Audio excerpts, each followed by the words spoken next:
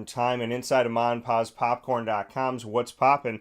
Very proud today for the guests that we will be featuring on today's show. Bruce Williams will be joining me in just a moment here, picture-in-picture live, to speak on local recruiting and his experience coming from CBA Syracuse, going over to the Syracuse Orange, and now being at CBA for multiple years as their offensive coordinator, wide receiver, and DB's coach. We'll be discussing all the schools that have been coming in because CBA Syracuse in Central and Upstate New York has gotten a lot of love very recently, and it makes you feel like hard work pays off. So we'll talk with Bruce about that, and we'll have him here in hour number one. And then we will, in hour number two, welcome back Papa Joe, as PJ will be joining us, as he does on Thursdays from 10 a.m. to 11 a.m. Eastern Time, to speak on multiple pieces of the sports world and life. And we're going to be jumping into that Jacksonville Jaguars schedule. You know, this week I broke down the NFL schedule, Thursday night, Sunday night, and Monday night football, the holiday games,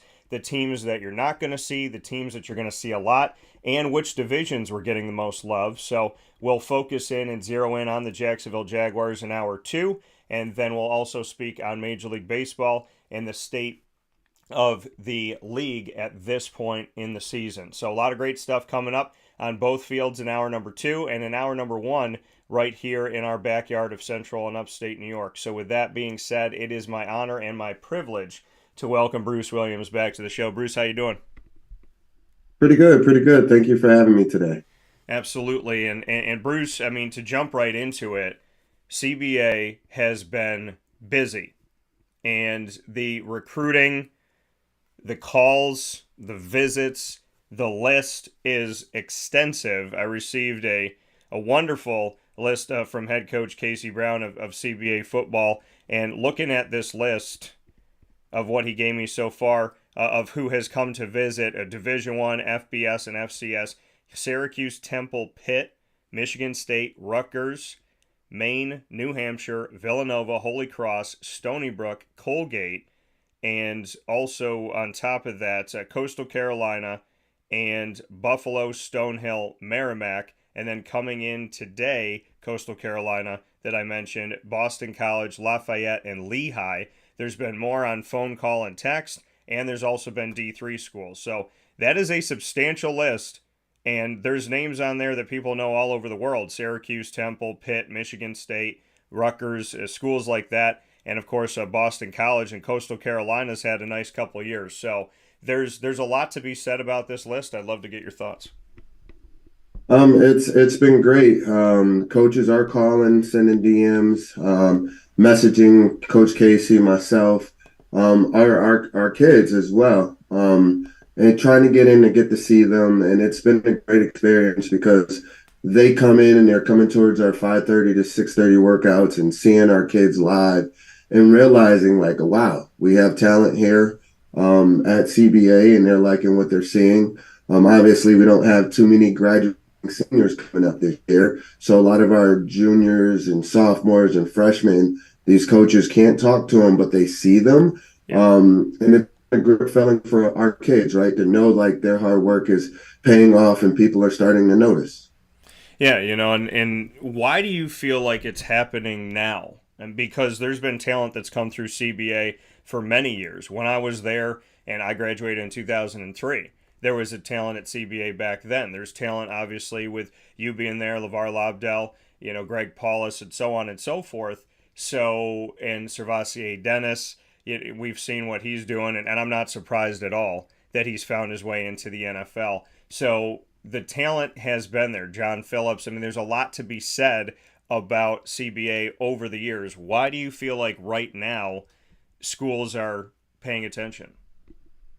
I think it's been our success over the last few years, and not just ours, but our area. You know, having CNS make it to the Final Four of the state AA playoffs a couple of years in a row. I think three or four. Yeah. They've had the spotlight on them to constantly be in the top four there. For us winning a state championship, you know, other teams like West Jenny getting to the Final Four. Even not just Section 3, but close to us. Union Endicott getting to the championship game, Bennett, Upstate New York. And then the use of social media. I think we're starting to catch up from that standpoint of making sure we're getting our kids on there and getting film out and workouts out on social media. And our kids have done a good job at going out and going to camps during the summer, and showing their talent. So it's no surprise that we have, this going on to me because we've worked hard. These young men have worked hard. Guys like Syer Torrance, like the Jordan Ray, the Amari Pitts, the Darian Williams now, Matt Hahn, a lot of our guys, they've put the work in, and it's just great to see them start to see that come to light by these coaches coming in. Yeah, and when we're seeing these coaches come in, what's the experience been like with them? Like, how long are they staying? What are they, kind of like, bring me into these visits. What are they doing? What are they asking for? What's it been like? So they normally sit and talk to Coach Casey, and Coach Bruno, and some of our coaches hanging around. Usually I'm leading most of our workouts. It's the weight room workouts and agility workouts that we're doing. They're pretty much observing, getting contact information from Coach Casey, getting names, kind of grades, things like that. And then, seeing guys and saying hello. And it's been a great experience for us. They're staying almost our whole workouts. We usually do a competition that lasts 20 to 30 minutes of the weight room where we're going out and competing against each other. And they love seeing it. We're getting a lot of coaches saying, hey, like, this is special. Like, we're not seeing a lot of these kids competing against each other, but having fun.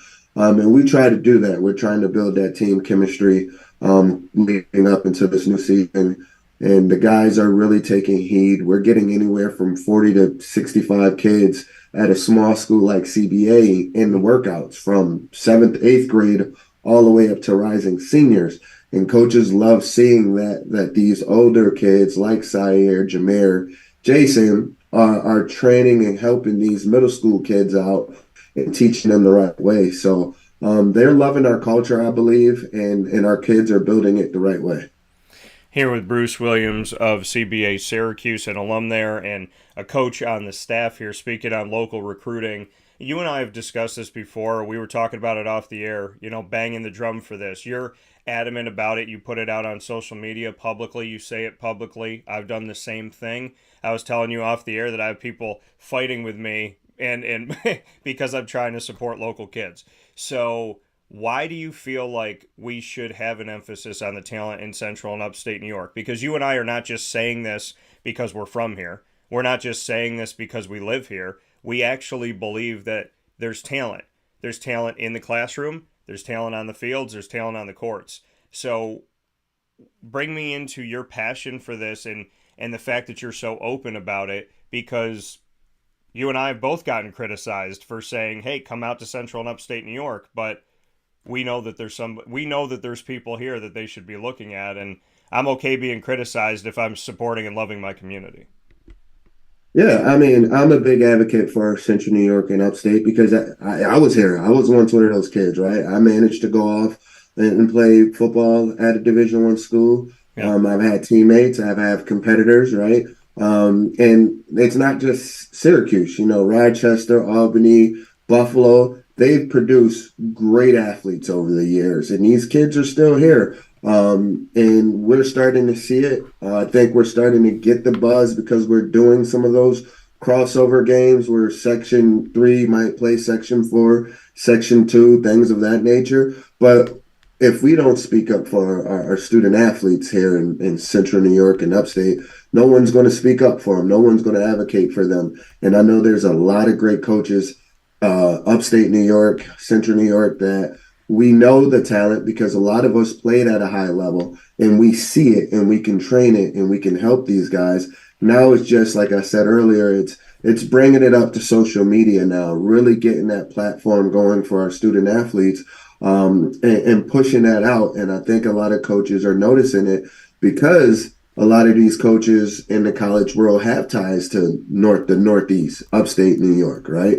And they come back and recruit locally. I had a great experience with the head coach from Villanova. He's a Syracuse guy, right? He coached at Henniger for some years, and he came back and he was amazed, like, wow, like we need to do a better job And obviously them getting Danny D'Amico from the portal from Albany coming over, he's able to preach that. Got kids like Servassier Dennis who went to Pitt that can come back and talk about it. And I think for me at least, I network with a lot of coaches from other towns and cities like Buffalo and Albany and Rochester, and we all communicate and we all try to push each other's. I'll have kids who will go out to Buffalo to train with a guy out there, and Coach O, Coach McCann, and I'll talk to Coach Young over at UPrep, and we'll communicate together because we understand it's going to take all of us to help, right? It's going to be all of us that, hey, maybe I got to connect with a coach and I say, hey, you need to probably go out there and see this kid or that kid at this school. Let me get you in contact with that coach. And we're all just trying to do this together because we know upstate New York has talent. And if you don't believe me, just look at the last 10 to 12 years of who won state championships at all levels. We have had a lot of the state championships in the state of New York from Class AA to Class D from upstate New York. So we're competing against downstate, which has great talent as well. But we're winning. Bennett won it last year. They're a great program. They had a bunch of great athletes. So we know we have the talent in upstate because we're putting a show when we go to those state title games or get to that Final Four or make that state run. We're getting there. So it helps us a lot. Yeah, and Bruce, you bring it up, and I've seen it because I've been there when you won. I've seen what CNS has done over the years. I cover Maine Endwell, I cover Union Endicott. I mean, for goodness sakes, Maine Endwell, their head coach Matt Gallagher, he was honored by the NFL this past season. So coming from the southern tier, right, upstate New York, Binghamton area. So you see these schools, and I've seen so many of them, and Shenango Forks as well. So I know the coaches, and I see the talent, and I talk to the kids, so I know that it lives here. And like you said, I mean, they're not just winning a few games, in the regular season and doing a couple things here and putting up some stuff on social media and some nice highlight film. They're going into their playoffs in the sectionals, then they're going to states, and they're winning states. And to me, that should put them on the map. There should be an emphasis on that. When the NFL interviews Matt Gallagher, there should be an emphasis on that. When I interview Servassier Dennis, when he's at a big-time bowl game and he takes the time to show love to CBA and mention Casey Brown, the world saw that night. So, there's a lot to be said about what's going on. And I want to go to Servassier for a second here because you spent obviously more time with him than I have, but I built a friendship with Servassier and I appreciate the time that I've had with him over the years. One of my favorite moments ever of doing anything in my career was when I went to the ACC kickoff I think it was this past season, and Vasi was there. And so he was one of the three representatives. And I built a good relationship with Pat Narduzzi and with the Pitt players in general. And tremendous talent that's come through there. Deslin Alexander was there with him as well. So he's up on stage, and I'm getting ready to talk to him, and I'm excited. And I always sit in the front row, got my camera ready, and I'm right there because I ask questions to everybody that comes up on that stage. And he got up on his chair, and he looked right in front of him, and I was sitting there, and he went, ha, like that. And I'll never forget that moment because it's little things like that where the relationship goes beyond. And I was not surprised that he was successful at Pitt. I was not surprised that he started. I was not surprised that he went out there, played great on defense at linebacker, and then ran out in special teams and made a play right after. And I'm not surprised the NFL took him. None of this surprises me. It probably surprises you even less. Speak on Servassier Dennis, the talent that he is, the person that he is, and the fact that neither one of us has been thrown off by the fact that the NFL and Division I FBS football wanted him.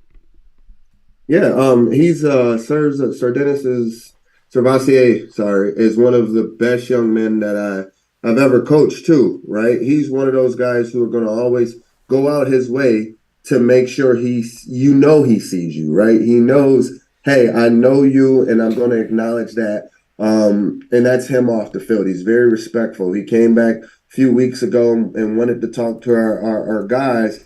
and particularly our middle school guys, right? Before he left for Tampa, he came back through and he grabbed little kids, middle school guys out and said hi to them, signed some autographs, and also, hey, knew a couple of kids personally and says, hey, go say hello to Coach Williams, right? So he's making sure people are connecting with each other to build those relationships. And off the field, he's a stellar guy. He's a stellar guy in the classroom. He looks to be great at everything he does. And I know that from coaching him, from speaking with him from years, he wants to be great. He just doesn't want to be a guy. He wants to be a leader. And then on the field, when I'm coaching him, I thought he was obviously one of the best players that ever came out of CBA. His numbers say that. Again, it's more so now for him was the process of the recruitment and coaches not valuing upstate New York. And he went on to do the year of prep school before going to Pitt, but that was no surprise. I mean, Coach Casey got the call from the PD coach and was like, hey, he's instantly the best player on my team.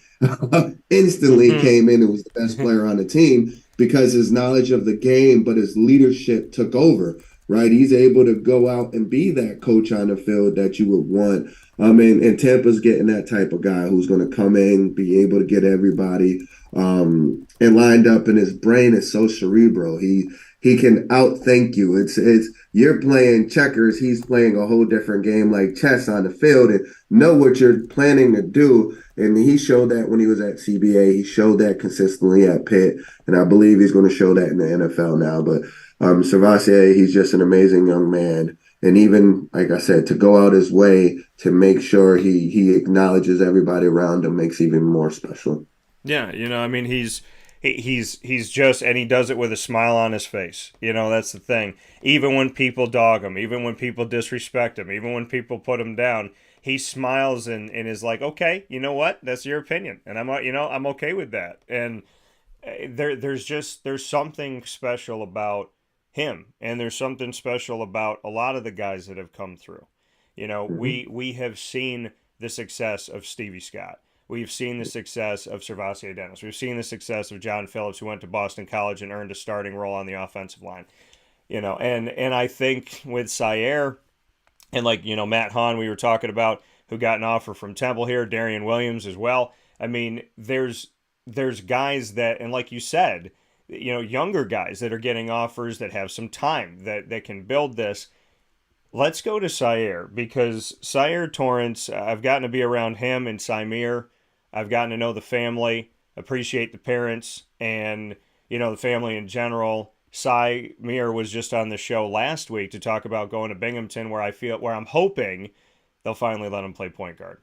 And with Syer, I am not surprised that other schools came calling.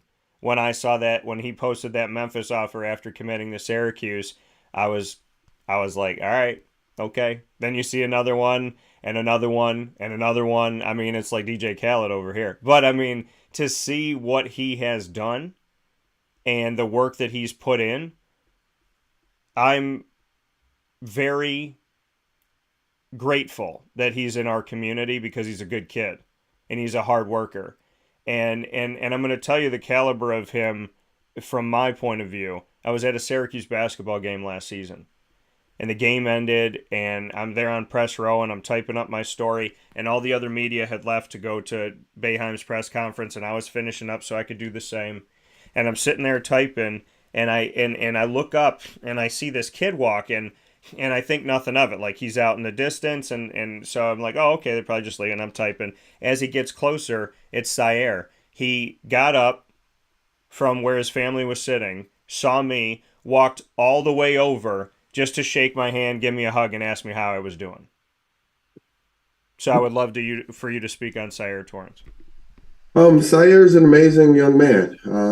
I can't say enough good things about him, great things about him. He's a hard worker. He's a true leader. He's in that category with Servassier Dennis, myself, LeVars, the Gregs, right? As far as his leadership qualities. And here's a kid, though, that is very unique, right? Because as a lot of us, we love our whole time. All of us, we love Syracuse. All of us want always the best for our city. but he wears that cape. He loves that image of himself being from Syracuse, being a local kid, and wanting to help out in any way he can. And that's what makes him very special. Just the other night, I called him and I told him, how happy I was for him, that these things are happening for him, and it's his hard work paying off. And the first thing he says, "Hey, coach, I'm thankful for it, but I'm even more happier for my teammates that are starting to get the exposure that they need as well." And here's a kid who can take all the self-greed and all the honors for himself, but he's like, "Coach, this is not a one-man show. Like, I make plays and I do things, but coach, realize it's not just me doing it, right? It's Amari, it's Jordan, it's Darian, it's Jason, it's Jameer, it's our O-line, it's our defense, and they deserve the credit. And I want to make sure they get that credit." And he's talking to coaches about his teammates. "Hey, coach, you think I'm good? You should look at Darian. Darian can do some things, coach. I feel like he does a little better than I do." And he's going to prep up and honor those people that he feel has good game. Game recognizes game, and he's one of those cats that will recognize you and tell you how good you are, right? Because he wants you to succeed as well. And that's the type of young man he is. And I think that speaks more than just his game. That's him as a person going out his way. And I wouldn't even say out his way, but he's going to make sure, like you said, he went and he came and acknowledged me when he didn't have to. Yeah. He's going to take those extra couple of steps and make sure, because he understands that might change somebody's day. Somebody might not be having a good day, and that can turn it around for him, because he's had days like that where he felt, all right, I was a little down and somebody came and picked me up. So Syer Torrance is a talented young man, on and off the field. He's grown academically, and every other word out of his mouth is like, "Coach, I love science. Like, I love it now." And I'm like, wow. A few years ago, we were tutoring you for science, and now you're so engaged. He's getting 90s and high 90s in science, and he's engaged to it. So he's a spectacular young man. I can't speak enough about him. I'm around him enough to know him very well. I see him all the time, calling, texting. We're up 10, 11 o'clock at night texting each other because he has questions or I have questions for him, and we communicate very well. Yeah, and like you said, I mean, a true talent and going the extra mile, and the fact that when you congratulate him, he's talking about other things, right? He's saying, "I'm happy that my teammates are getting the recognition." You look at Matt Hahn that I had mentioned here, Darian Williams, and Syer all got offered recently here from Temple. I've covered Temple for a while now. It'll be, I think it is a decade at this point, because I've covered the American Athletic Conference since their institution. So what's going on with Temple in Philadelphia, Pennsylvania, that they're seeing that they didn't even only visit Syracuse, New York, and visit CBA, but they saw multiple, because you look at Syer and you say, okay, everything's been ramping up. He's 100% open in his recruitment. Teams start coming in, one team, then another team. And, it's that domino effect of, Memphis says something, so then another school wants to see, and then Pitt wants to see, and Rutgers wants to see. But when Temple came to visit, they saw multiple CBA student athletes and said, "We want all of you." So what's that connection like with Temple? Because to me, that's got to be a lot of fun for the kids, but it's also a nice potential bridge that's being created right there.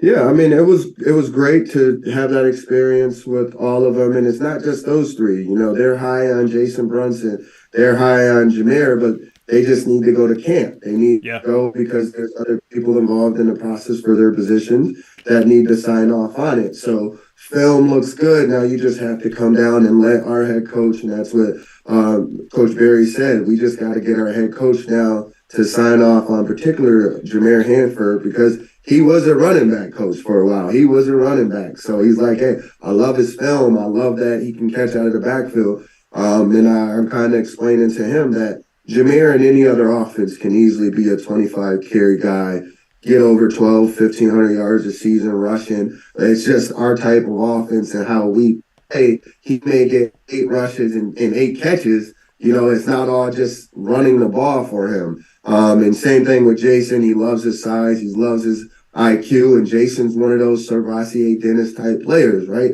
If you look over the last 2.5 seasons of us, when we needed a critical play throughout our run the last 2 years, yes, Sair's been there, yes, Darian's been there, but Jamestown game happened, Jason Brunson. That interception win the game in Summers in the championship, Jason Brunson. Jason is starting, his name's starting to pick up, and coach saw the film and liked his IQ and said, hey, we got to get him down to campus because he meets our mold, and we want to get our other coaches on him. So guys like that are starting to pick up interest, but seeing Darian and Matt Hahn and some of these younger guys get noticed, I mean, not a lot of people can say, hey, we have a 6'6", 275-pound sophomore tackle right now who, when you see him work out, he's in the same workout line as Sair, Jameer, Darian doing plyometrics and jumping up on boxes. At 6'6", 275, he can get up on a 36-inch box, the same one Sair can get on. That's explosion for a big guy that big being that young. And it was great. It was great to have that experience for them to feel what it felt like for a coach to say, hey, we would like to offer you. And they're using that as motivation. And that's motivating a lot of our young kids. But he wanted to, he can only really just look at these guys, but guys managed to walk by because he was in between classes and saw, like, wow, you got a 6'6" receiver. Like, yeah, he's going to play a lot this year that a lot of people don't know about in Dante. So that connection with Temple, he told us, hey, we're going to recruit this area. We're going to recruit this school because we've seen it. We know who Servassier Dennis is. He wears CBA, and here he is. He's in Pittsburgh, they're in Philly, and he mentioned, like, we know he came from here, and we know you guys have talent, and we want to make sure we're involved and in the race for your talent here at CBA. Yeah, and I think it's like one hand washes the other. Servassier doesn't get the love that he deserves. Pitt shows him some love. He goes to Pitt. He shows out. He makes it to the NFL. The draft just happened. People go, where did this kid come from? Syracuse, New York. What school? CBA. So now maybe Servassier, in that kind of Tarantino effect, he has people looking back to CBA because of where he came from, thinking, well, we want to find the next diamond in the rough from there. So, I mean, are you getting a sense for that as you nod your head here? Yeah. We're getting a sense from that, not just Sir or Servassier Dennis, but Danny D'Amico at Villanova. Yeah. Villanova came in, Danny D'Amico right there with the coach. They're coming in, and he's showing them, like, this is the school. Obviously, coach knew where we were because he's a local guy, but coming in, and Danny D'Amico's having that effect for us. He's out and playing big-time football and creating opportunities. So we're getting those, but people know who CBA Syracuse is, right? We can look at it. We've had the National Gatorade Player of the Year. We had big-time recruits.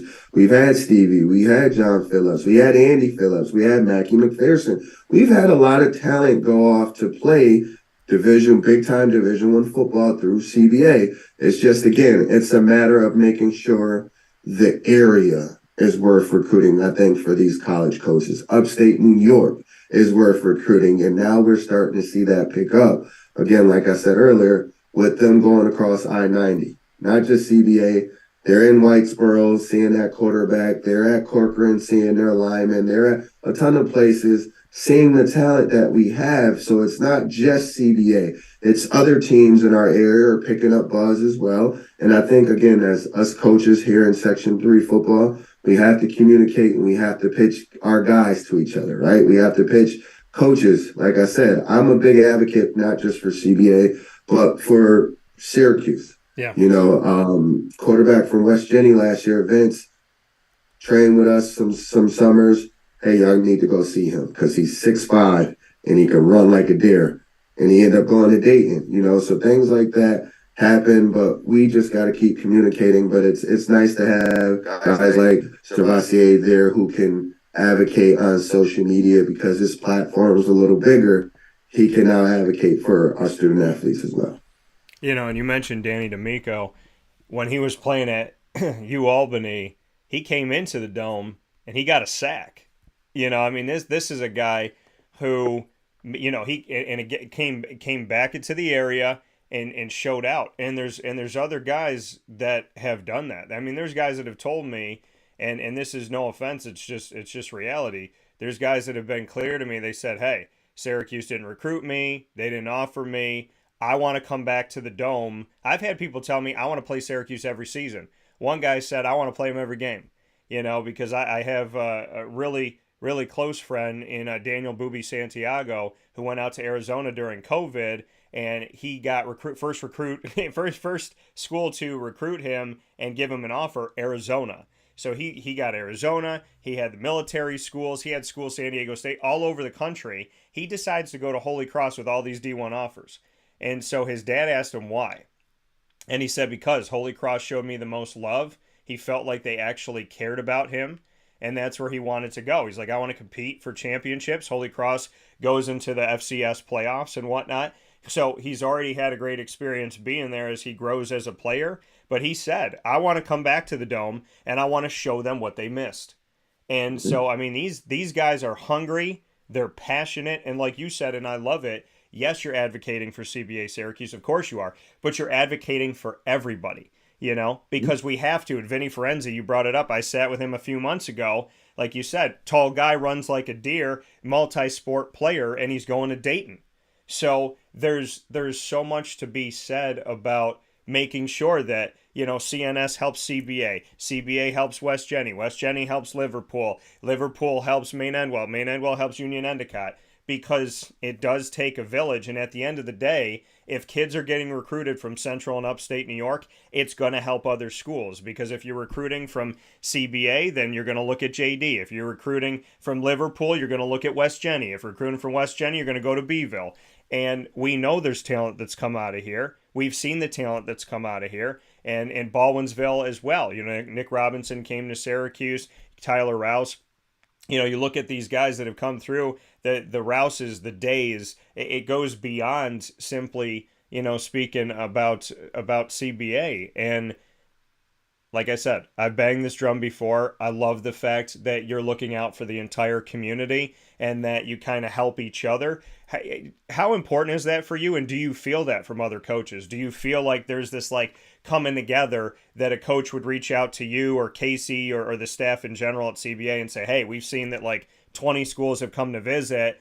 Is there any connection that you could throw out to us? Or we have this guy, could you help? I mean, do you feel that there is a give and take with other schools because you're doing it, but do you feel like if they have something good happen, are they open to helping you? And then do you turn around and say, hey, we want to help you guys out, like in the case of Vinny Ferenzi?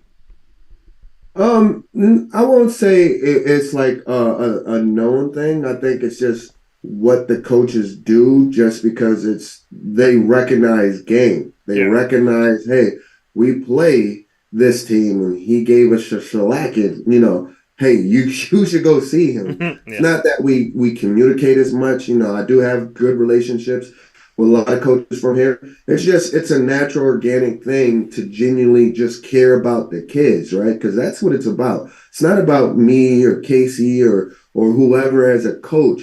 It's about the kids having the experience that they deserve. So for us at CBA, and I speak just for us, we just do it organically because we know there's game out there. We know, there's talent in other schools that might not have a presence yet, right? Or there's something there that might be holding things back. I get, for myself, a lot of kids from the area will DM me, text me, Coach, can you give me any tips on what I need to do? And I'll give them all the same, advice that I give my kids here at CBA.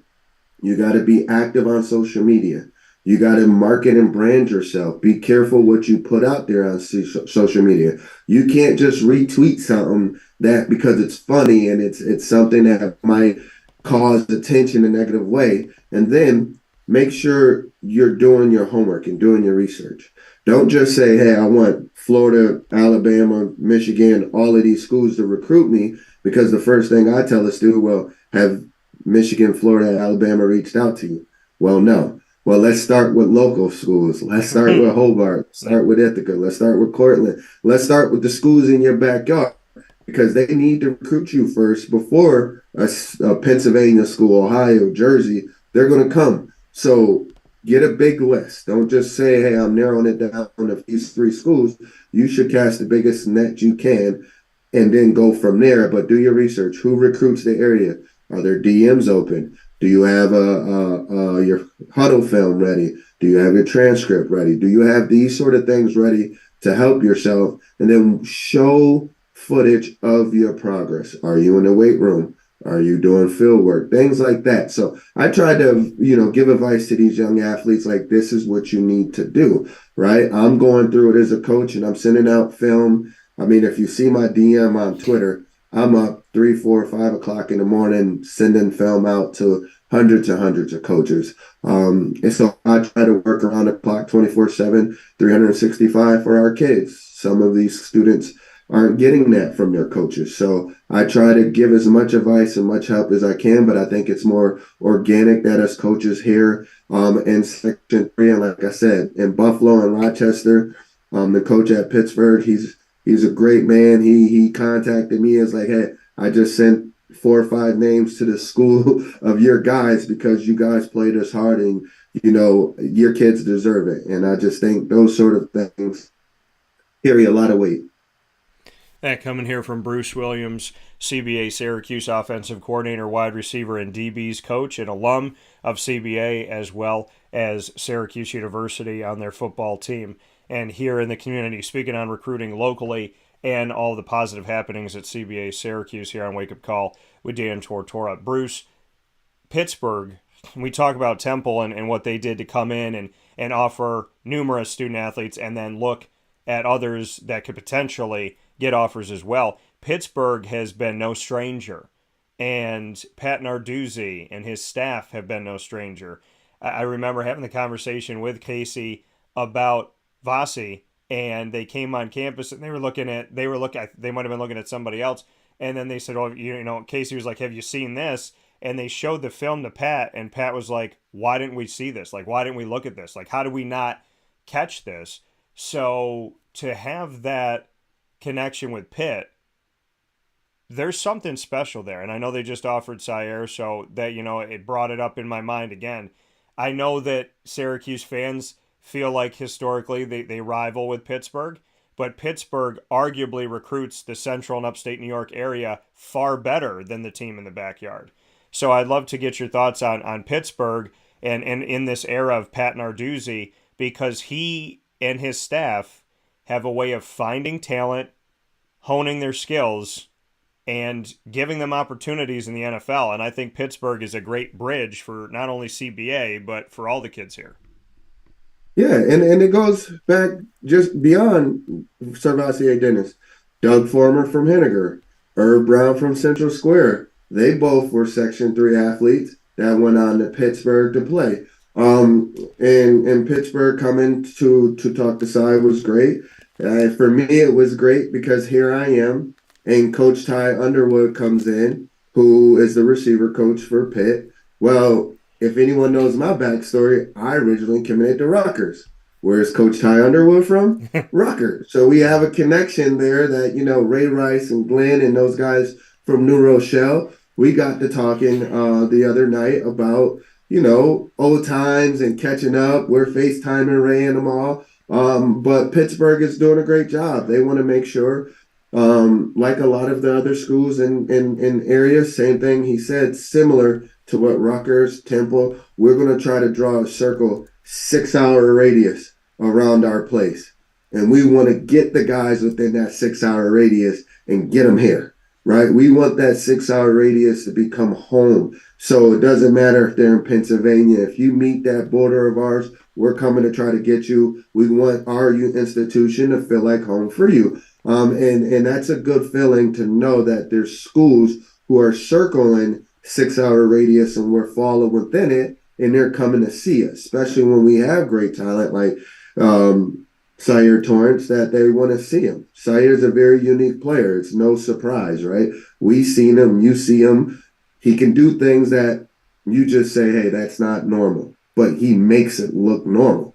He makes jumping up and going up 12 feet in the air look like normal when it's not, catching a one-hander over somebody, like those things you think, hey, the normal person can't do it, and he does it. So for Pittsburgh to come through here, sit with him and acknowledge that, and the coach like Ty Underwood, who is a great receiver, played in the National Football League, to come in and see his talent and recognize it is good. For the culture of Section 3 for CBA, for Sire Torrance, and that bridge is being built. And he texted me the other day, just, hey, man, I just want to say, man, I appreciate you. It's great talking to true people, and I respect you, coach. And he just sent me that out of nowhere, and I thought that was great. Yeah, and it is a beautiful thing, and like you said, making these plays look normal when they're not normal. Wide receiver, defensive back, where do you see Sayer? Sire, him and I talk, right? He's a very unique skill set. And my job as a coach and Coach Casey, make sure we all understand this on staff. Our job is not to say where Sire Torrance is going to play. Our job is to put him in a position to where he gets recruited. Those college coaches for a team is sitting in there fighting to see what side of the ball he's going to play on. It's not our role to say, hey, he's a receiver or a defensive back. No, let's make sure he can play running back, he can throw the ball, he can tackle, he can play safety, wherever. Coach Casey wants us to have that argument to where a coach comes in and goes, man, we just spent an hour in our staff trying to find out what side of the ball we can get Sire Torrance to play. And then I go, well, he can play both, right? So, why not give him a chance at that if there's an opportunity? Yeah. I did it at college, right? I played safety, wide receiver at Syracuse in the same game. Here's a kid who can possibly do it. See the kid at Colorado who played at Jackson State, Travis Hunter, did both. He's that type of talent that you can utilize. Don't box him into one little hole when he can do a lot for you. So Coach Casey really makes sure we understand that. Let them fight, not us tell them. Let them fight over where he can play at the next level. Yeah, and I love that.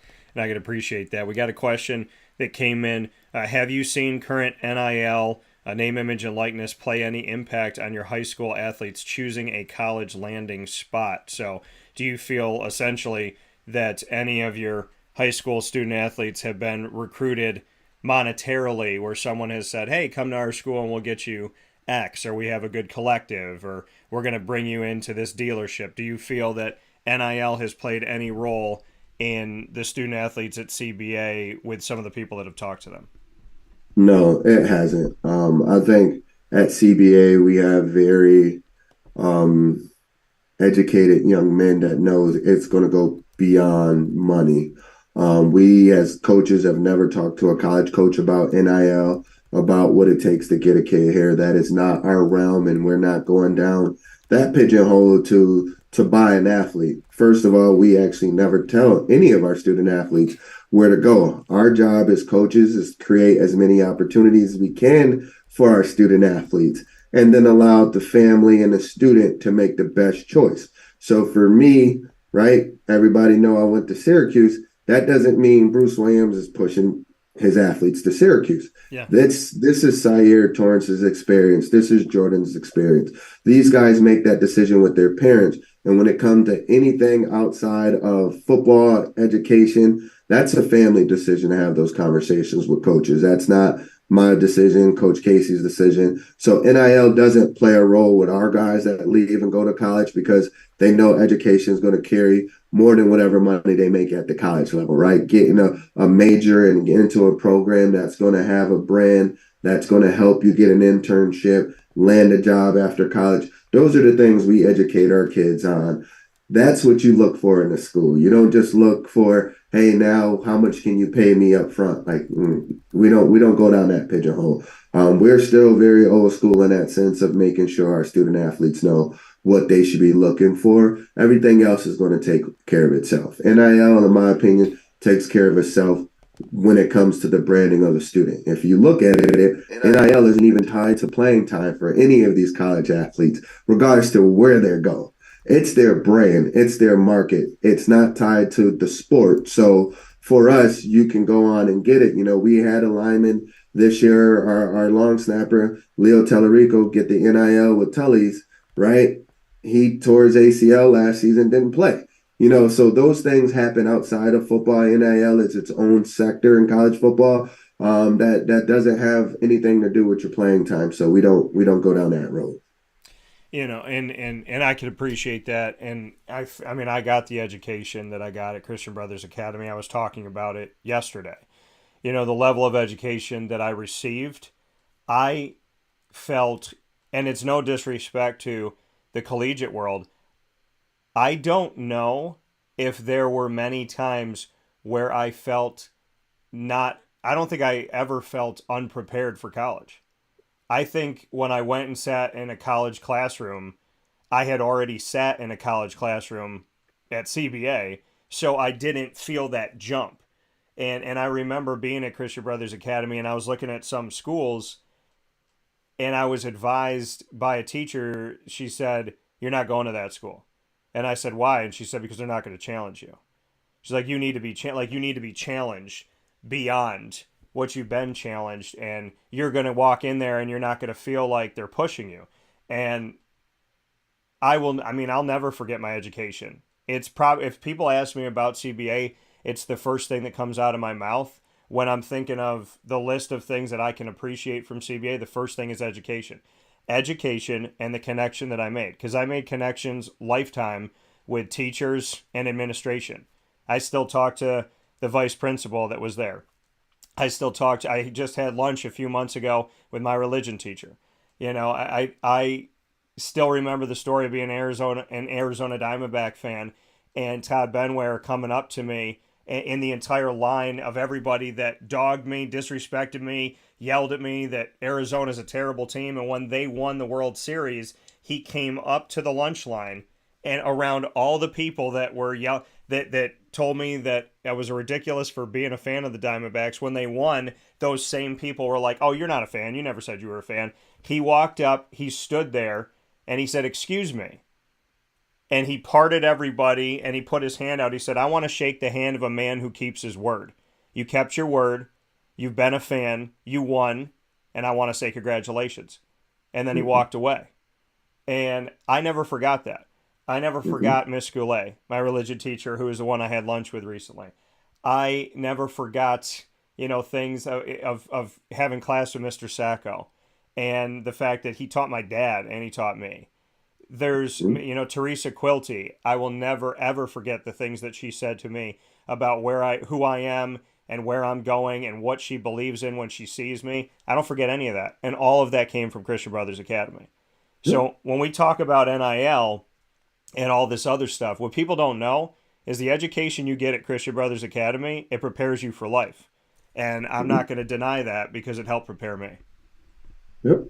And that's what it is. And for us, like you said, when you go off to college, you're prepared. You go from doing 7 to 8 classes a day, having 2-3 hours of homework every day, to now going down to 2 classes on a Monday, Wednesday, and you feel like, all right, that's it. Like, that's all I have to do today. Yeah. So, and that's what our kids are going to be prepared for here at CBA when they go off, that the education piece is going to be taken care of. And like I said, the NIL, the branding, all of this new stuff that the college sports world is dealing with, that takes care of itself. That's a whole nother sector, which I'm excited for. Not just our kids, any kid that can go to college and get that. That's going to be exciting for them. So, yeah, and it's a beautiful thing to see this. And like I said, I wanted to have you on the show before all of this happened, and then it kind of I was on vacation. I look at everything coming in, and I'm thinking to myself, I wanted to talk with Bruce, and in the meantime of a few days of wanting to get you on the show, and I called you and you called me back,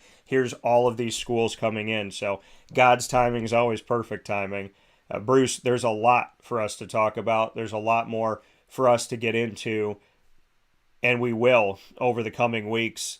A final note, what do you want to tell the world about Central and Upstate New York, about the caliber of academics, about the caliber of athletics?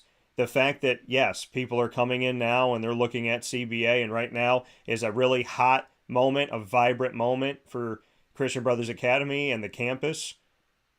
But in general, not just today, but all year long. What should people know about this community, these student athletes? And I say student with emphasis because there's a lot of highly educated people that are going to go into whatever sport. And when they're done playing that sport, they're going to make an impact positively on society. So, what should we know about the academic and athletic caliber of Central and Upstate New York? We have student athletes. We have young men and women that care about society in general, and are positive people and will make positive impacts in our communities. And then as far as sports, we have talent. We have talent because, like I said, over the last, take it, 10, 12 years, upstate New York has won Section AA, A, B, C, and D state championships. And we have talent, and we're starting to put it on blast. And with the help of social media, we're getting it out, and quality people, quality coaches, quality trainers out there that are putting in the time to help these young men and women get to a level of success. And the coaches are going to start taking heed, and they started already here at CBA. Like I said, that's a couple of kids in a matter of just a year. We have had 5 now go on to play Division I or have an opportunity or offers from Division I, 1AA schools, FCS schools in a matter of a year. With more to come because we have a lot more great talent on our team. And to check us out, and if they have questions, they can contact me or Coach Casey. And then we're going to always direct and promote Section 3 football regards to where they go to school. That's a big emphasis from Coach Casey is we're going to help out the best we can with other schools and direct coaches there. We don't know exactly what's going on, but we will always say, hey, I think it's worth your time to stop over at this school to see this kid or that kid, or, and we just do that because that's how it was done when I was here in Kaz. Kaz would send everybody, hey, you need to go check out that kid over at Henniger, that kid at Central Square, these kids. And I think we owe it to the community and the kids in our community to do that for them.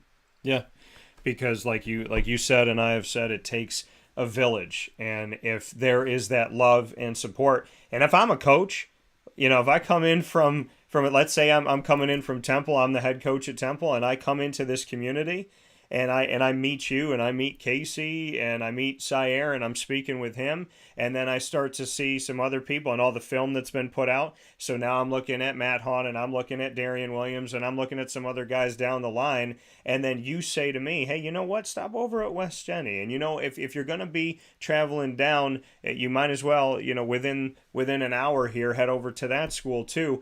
If I'm a coach and I experience that, and I see that there's this love and support, and that coaches aren't biting from each other, and student athletes aren't biting from each other, and that they all want to see each other succeed, that's going to warm my heart for me personally, and I'm going to come back here all the time just because of that fact of, I'm going to go back and tell my coaches, I went into Syracuse, New York, and you wouldn't even believe it. I went to look at this kid, and this kid wouldn't stop talking about that kid, and then I went and sat with the coaches, and they said, hey, if you have a little time, are you staying? Oh, yeah, I'm going to be here for a day before I catch my flight out. Oh, you know what? Then if you got an hour or two, I'd love for you to go to these 3 places, and here's the contact to the coaches. Shoot them a phone call, and, even if just for 15 minutes, if you can go over there, that would be great. That would move my heart, Bruce, and that would make me come back here every year. Mm-hmm. Yep, and that's what we look to do. That's what we want coaches to come back. Like I said, if we're not going to help as a community help these student athletes, then we're not doing the right thing, and there's a lot of selfish people in this world, but that's not us at CBA, and that's not what Coach Casey wants our program to be, and we're going to continue to promote kids, and that's what we love about doing this. That coming from Bruce Williams. Bruce, I'm not surprised, but I'm moved this morning. I feel that chill kind of in my arms, and I'm ready. You know what I mean? Every time it's in me, it's always been in me. But when I talk to people like yourself, it invigorates me. It gives me that extra energy, that boost. If I'm tired to do that one more interview, that one more phone call. I mean, people like you in this community are a treasure, and I hope that you know that, and I hope that you feel that, because I don't look at it as a CBA Syracuse treasure. I look at it as I'm happy that you're here. I'm happy that your family's here, and I'm happy that you support and love the way that you do, and you put it out there publicly, and you reach out to your kids and you help your kids. So keep doing what you're doing. Keep loving up this community. Keep helping people, and know that you always have a place on this show. Thank you. I appreciate it. That coming from Bruce Williams. We'll talk with you soon, brother. All right. Have a good one. Take care. Here on Wake Up Call with Dan Tortora, where sports meets that thing called life. Bruce joining us this morning and speaking on recruiting local. And the thing is there's, when it comes to this topic, for the people that know me, there's so many things that I think about. You know, there's not enough questions that I can pose because I'm so passionate about it. And it just comes out of me. When I moved back to Syracuse after being down in Orlando and on ESPN down there, I didn't come back thinking in my head, I got to make sure all these local kids, whatever sport they play, rowing, bowling, golf, tennis, lacrosse, football, basketball, softball, baseball, and so on and so forth. Field hockey, it wasn't on my mind that I was going to dive right in. I've always loved my community, and the support of student athletes and coaches from this community just came from the fact that I love this community. It's where my grandparents dug their roots. It's where my parents dug their roots. It's where I dig my roots. And there's so many good people. And in conversations like this, it's like I'm fighting my cheeks from smiling the whole time because I love what Bruce is doing. I love what Casey's doing. I have built relationships, at West Genesee with Joe Corley and his staff and what they're doing, and over with Dave Klein and CNS and what they're doing, and Carl Sanfilippo and Bevo and what they've done, and with Liverpool. And I know they've gone through coaching changes if we're talking strictly football, but what Liverpool has done, and there are many coaches that I've spoken with, and my close relationship with so many people in this community, and reaching out to ESM and Maine Endwell and Union Endicott and Shenango Valley, Shenango Forks, Windsor. It's easy for me to have a coach or a student athlete on. It's easy for me to drive to them. It's easy for me to cover their event because I love Syracuse. I love Central New York. I love Upstate New York. I care. And when you meet people that care, like Bruce, it does invigorate you. It does strengthen you. It does take that person who is so exhausted and so tired, and it makes you want to fight on another day. It makes you want to do more. It makes you want to push more because we're all in this together. And this is what America doesn't get. If one of us wins, we all win. If we do it with morals and values and God and faith. You can't fail when you lead with God. You can't fail when you lead with faith. You can't fail when you lead with morals and values and positivity. You cannot fail yourself, your family, or your community when you lead with love. And I'm spoiled because there's a lot of love in this community. And they know who they are. And I got to shout out Bruce. And I got to shout out Casey Brown, who, of course, texts me the second that the interview ends. Because, of course, he's listening. Because he's one of the good ones, too. We'll take a step aside for a fast break here on Wake Up Call with Dan Tortora. I love you, Syracuse, in Central and Upstate New York. You know that, but sometimes you need to hear it. I love you. And I'm here for a reason. And we're going to do this together. I got your back. And in that Macklemore song that I love so very much, I never, ever forget the line, I got my city right behind me. If I fall, they've got me. I got you. And I know you got me too. We'll take a step aside for a fast break. God bless y'all. We'll be back with Papa Joe right after this. Whew, I got that energy this morning. I love it. Hi, this is Amy from Mother's Cupboard, home of the Whole Frittata. We are open daily 6 a.m. to 1:30 p.m. For takeout orders, call 315-432-0942. And tune in to Wake Up Call with Dan Tortora for our monthly food challenge and try our Wake Up Call signature menu item available 7 days a week. Here at Mother's Cupboard, we are Central New York, and it's our honor to serve you.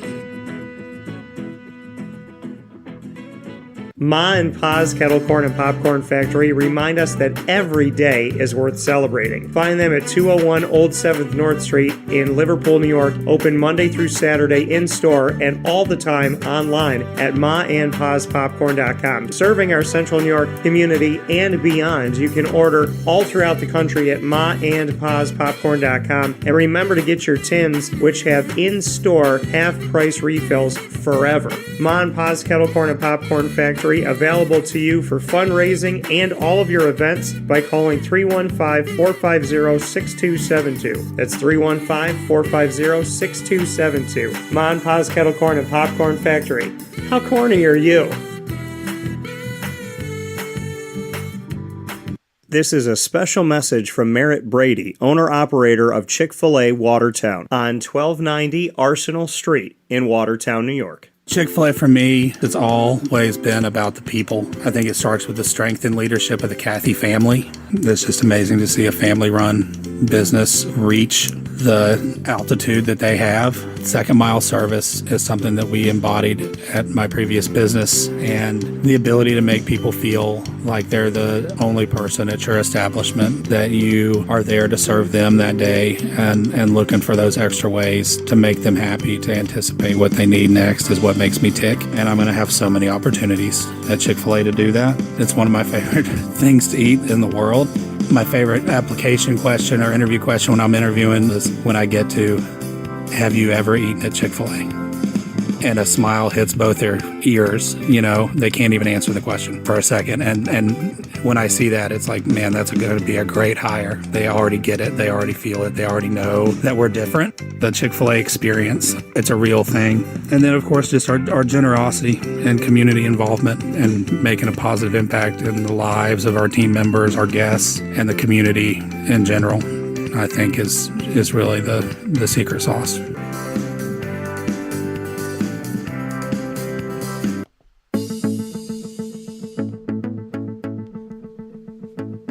Avicoli's, located on the corner of Route 57 and Wetzel Road in Liverpool, New York, has been your trusted neighbor for decades. Located just steps from Liverpool High School, we're happy to have the Liverpool Warriors on-site, on-location broadcast at Avicoli's through Wake Up Call with Dan Tortora every single month, featuring student athletes, coaches, and administration throughout the year from Liverpool High School. Head out to Avicoli's today on the corner of Route 57 and Wetzel Road in Liverpool, New York, open Tuesday through Sunday for lunch, dinner, and drinks. We'd love to see you out there. And of course, you can call them at 315-622-5100 for takeout, delivery, and catering. That's 315-622-5100. And also find them on myavicoli's.com. That's myaviccollis.com.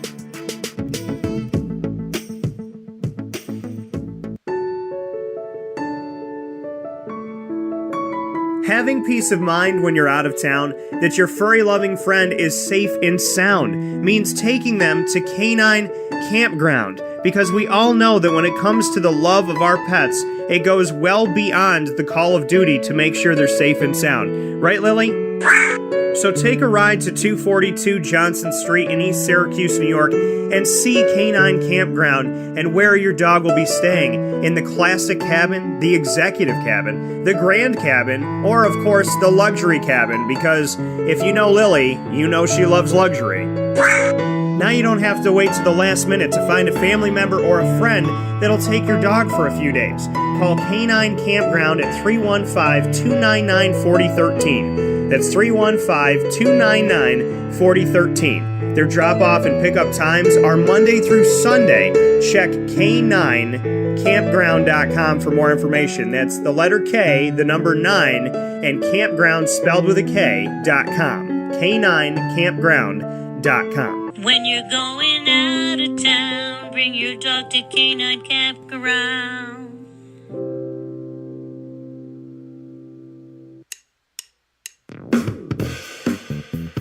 PB&J's Lunchbox, the food truck that you love finding all throughout Central and Upstate New York, now has a street-side cafe. So when you're craving their traditional favorites as well as their out-of-box amazing menu items, you can now head to 663 Old Liverpool Road in Liverpool, New York. Located just minutes from the highway, the Thruway, Destiny USA, and Onondaga Lake Parkway, PB&J's Lunchbox Street-Side Cafe is there for you Monday through Saturday from 9 a.m. to 7 p.m., serving breakfast, lunch, and dinner all throughout the day. Get breakfast for dinner, dinner for lunch, whatever you fancy, including their award-winning grilled peanut butter and jelly sandwich. Find them at 663 Old Liverpool Road in Liverpool, New York. PB&J's Lunchbox, where we love to know what's in your lunchbox.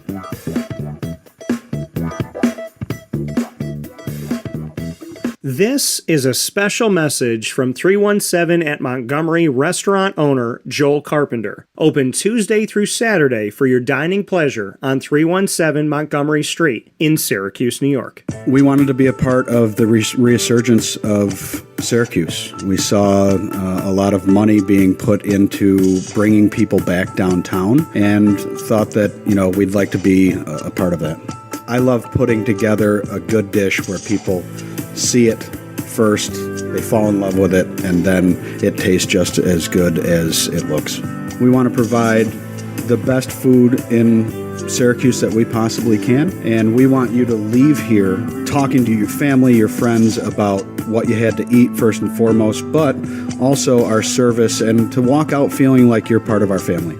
I work out in the front of the house a lot, and I love walking to every single table, asking them how everything is, and people looking at me and smiling and saying, this is the most amazing short rib I've ever had. This is the most amazing filet I've ever had. And Donna is great. Sarah's amazing. Thank you for coming over and talking to us. And them just being truly happy for the experience that they've gotten. 317 at Montgomery Restaurant, part of the fabric of downtown Syracuse, located on 317 Montgomery Street in Syracuse, New York. Open Tuesday through Saturday for a unique and memorable dining experience.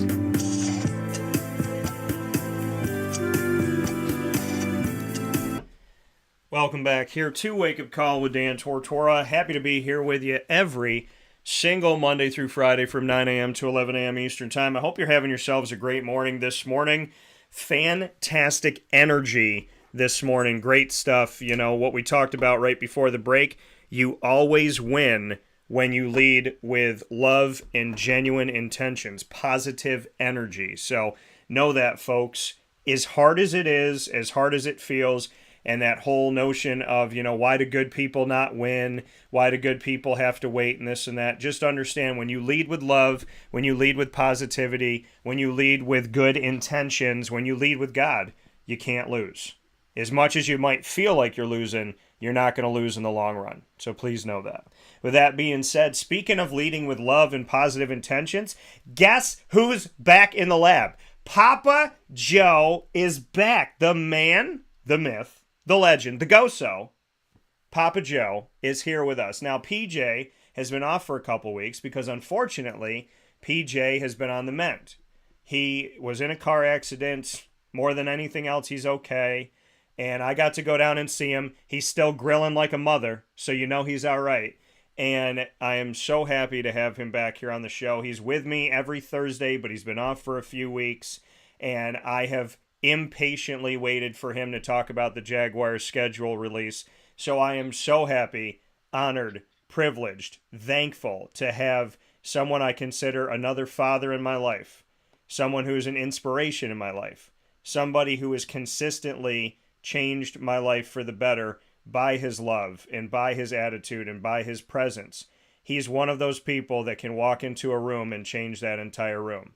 And that is Papa Mother Freaking Joe. PJ, how we doing? I like that. Thank you, Daniel. Banged up and bruised, but we're getting to the end of the line. Unfortunately, with situations like this, of course, with family involved, we got litigation everywhere, and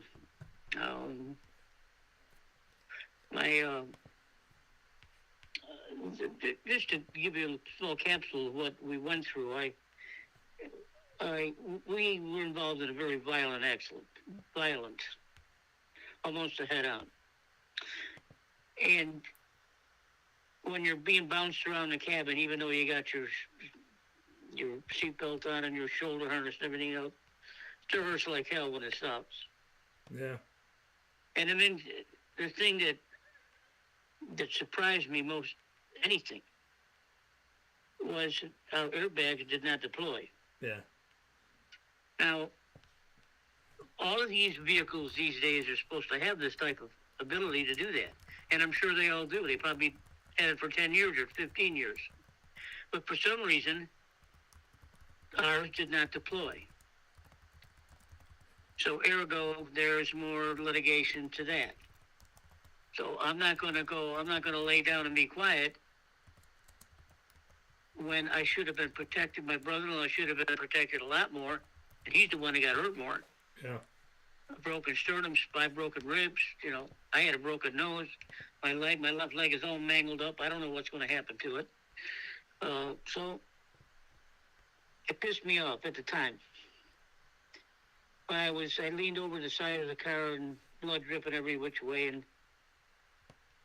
a policeman came up to me and said, "Here, Mr. Bud, put this in your nose, you know, and stop the bleeding." And I said, "Officer, that guy was speeding." He says, "Well, we can't prove it." I said, "Oh, okay, I'll worry about that later then." And I look over and I don't see the airbags deployed. Yeah. Well, that's where we are. But you know what?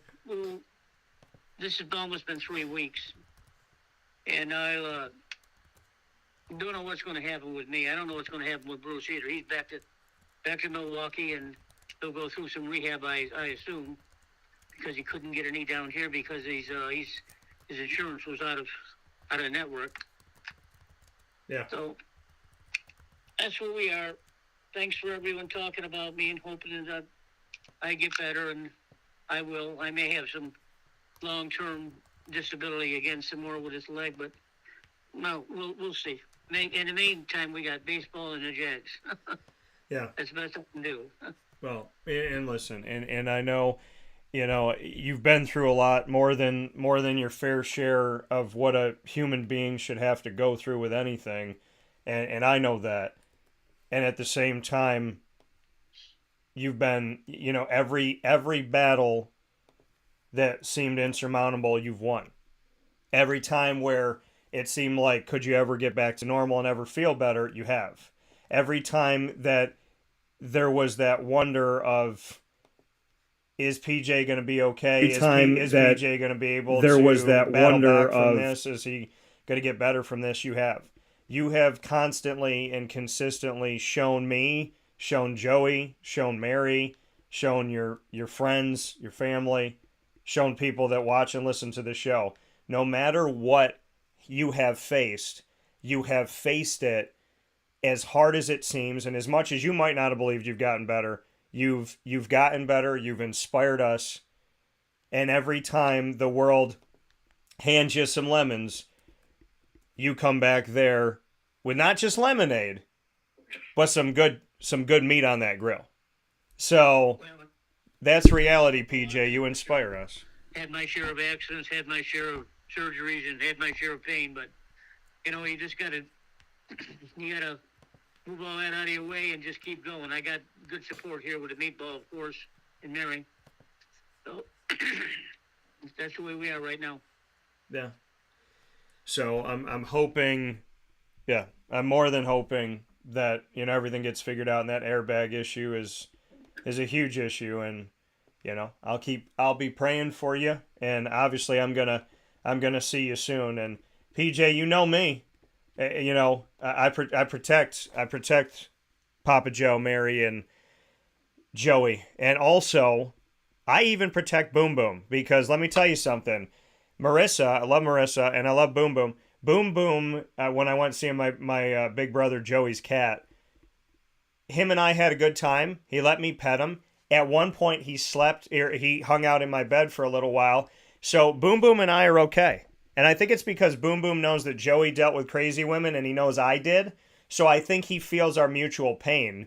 And so now Boom Boom and I are good. So I definitely can appreciate Boom Boom as well. But no, I mean, you just need to know that, PJ, as hard as it is and as tough as it feels at times, you have always taken whatever life has given you and you've made so much good out of it. You've always found your way back. You've always done it, and you inspire. And I love you to pieces. So I know you're going to be okay, because if I got to put you on my back and carry you through the desert, I'm going to have to do that, because I will. Okay, thank you. I will be. So I'm going to have to go down there and strap PJ to me. I'm going to have to get that Bjorn and just put PJ up there. But we're excited about today, excited about what's going on. I have been impatient, so we have to talk about this now because I can't wait any longer. The Jacksonville Jaguars schedule. Now, I have broken down the schedules. I implore people to go back and watch and listen. They are available on all of my outlets right now. I put it up yesterday. So you can go back and watch this show or listen to this show. My NFL schedule breakdown of Thursday night, Sunday night, Monday night football, holiday games, primetime, the divisions that received the most love for Thursday night, Sunday night, Monday night, and across the board, the divisions that didn't, the teams that you're not going to see in any of those, some of the surprising teams you're going to see in all of those, the fact that I think this might be the first year that the Jacksonville Jaguars are on Thursday night, Sunday night, and Monday night football. So all of that, the entire schedule of the NFL with 32 NFL teams spoken about is available by going to Amazon Music, Audible, iHeartRadio, iTunes, and Apple Podcasts, Player FM, Podbean, Podvine, Spotify, Stitcher, TuneIn, YouTube. Look up Wake Up Call with Dan Tortora, or one word, Wake Up Call DT, and listen to that show because it gives you information about everybody. So, looking at Jacksonville specifically, Papa Joe, there's some interesting things going on with Jacksonville's schedule this year. And Jacksonville, for the people that don't know this, they are the team that has been to London more than any other franchise in the NFL. The Jacksonville Jaguars have been the most frequent connection across the pond. And what I mean by that is that there hasn't been a team through as many years that has, most teams are on rotators. They go over to London, they play a game, then they don't play there ever again, or maybe they play there a few years down the road. The Jacksonville Jaguars have given up a home game to London for many years now. But this year, they are doing something more unprecedented. They're already the most visible logo in London and the most frequent. Now, for the first time ever, they are the only NFL team to play back-to-back games in London in one season. One's considered a home game. One's considered an away game, so they're not losing two home games, thank God. And those games will both be played back-to-back at different stadiums, Wembley and Tottenham. So they'll be at both of the stadiums. They'll be there for 2 weeks. I'm imagining they're not coming home because there's no point in doing that. So what do you think about the Jacksonville Jaguars schedule featuring back-to-back games in London, where the Jaguars will not be there once, but twice in consecutive weeks they will be spending in the United Kingdom? What are your thoughts? Well, it's pretty neat. I haven't been following the Jags that much, except I got all the draft information that I needed to talk about or whatever, but the schedule brings a whole different light into things. I'm sure that they'll enjoy themselves over there. I don't know why. Something, the owner's got to have something going on, because he's got to be getting paid a lot of money for this. And if he doesn't mind going across the pond and bring all his troops with him, probably 100 people, lease a plane. He's probably got his own plane anyway. But I don't know how they can get away with it, staying over there. It's very expensive. And I guess football is, they don't call it football over there, but they have the real football, they say. But our football is just an international sport, the way we see it, and I don't think that nothing's changed over there. I think that the stadiums will be full.